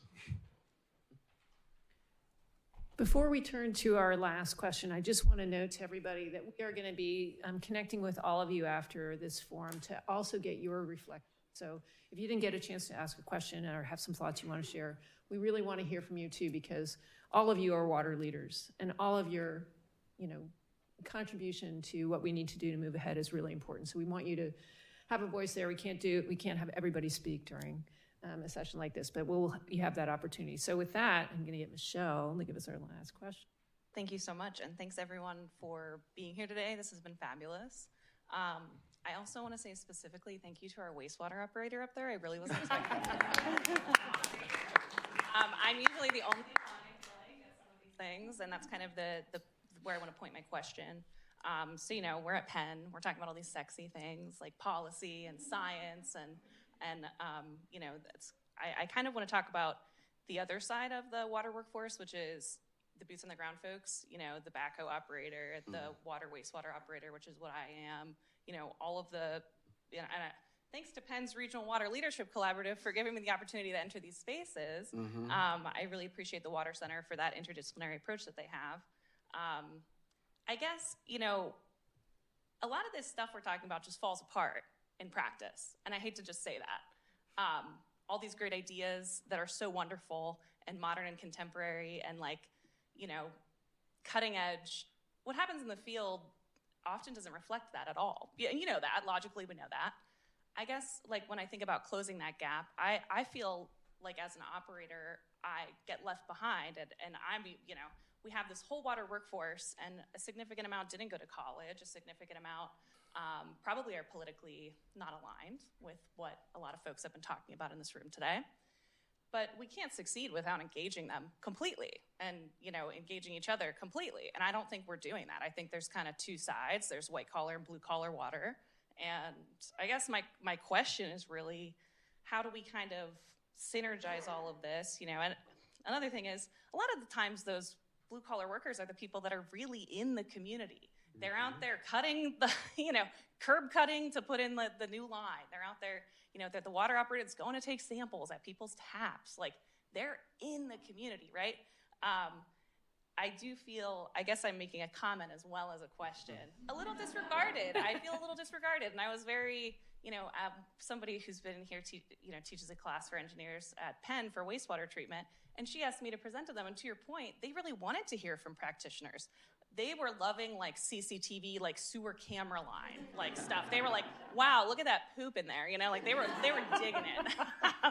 But, you know, I guess I wonder for you guys, like practically speaking, how do we connect within our own industry to just get the most of what we're already doing? We're already doing all this and all these great ideas. They just kind of don't get to practice a lot, even within ourselves, not looking out external, just within our own industry. I'll jump in on this one because this is a topic that's super important to me. As a leader of a utility, we have 191 employees, 120 of them are in the field. And engagement is different for every organization. It's how leadership manages it and how prioritizes it. But it's so critically important. The first half of this week, actually, what I was doing was a series of employee meetings throughout the organization, small groups, large groups, and doing engagement surveys. So I have this like really fresh in my mind. What we do as utility professionals or nonprofits or government is super important, and employees understand that. They really do. And whether it's the person who is like painting fire hydrants, you know, or doing a main break in the middle of the night, if you engage with employees, they really do get it. And they can become your greatest advocates with the community. They are your greatest advocates in the community because 99% of your customer or public interaction with the utility or the government is blue collar, you know, frontline in the street type interactions. And so I just have to say that it's super important. Employee engagement is like the number one thing that leaders can do to make their utilities, their organizations more effective. Thanks for asking the question. I couldn't agree more. And just to give you a quick example of how DEP is trying to do things now, since Acting Secretary Shirley took over a year and a half ago, she made a commitment to everyone in DEP that she's going to be in front of every single DEP employee twice a year. So she brings all of the executive staff, including myself, and we sit down with staff twice a year. We visit all of our regional offices, all of our district offices, and we talk to them. And we are trying to listen on what the issues are. I couldn't agree more with you in terms of the disconnect, right? And in terms of sometimes the guys on the ground and the gals on the ground are actually not aligned 100% with what we're trying to do. So at one point, someone was mentioning, right, you need to identify, okay, the areas where we agree, right? And then I think that it was May, and then how can we move forward based on that? We can tackle the disagreements later, but at least from the DEP perspective, there's this big push on trying to improve or to move forward this culture where the executive staff and the secretary herself has FaceTime with every single employee. Sometimes it works, sometimes it doesn't. But the fact that we're trying, I think that gets us a lot of credibility with the staff. You know, you asked a question that's right after my own heart, because when I started out, before I went to the water department, I used to inspect sewers. And when I would go back and talk to my friends,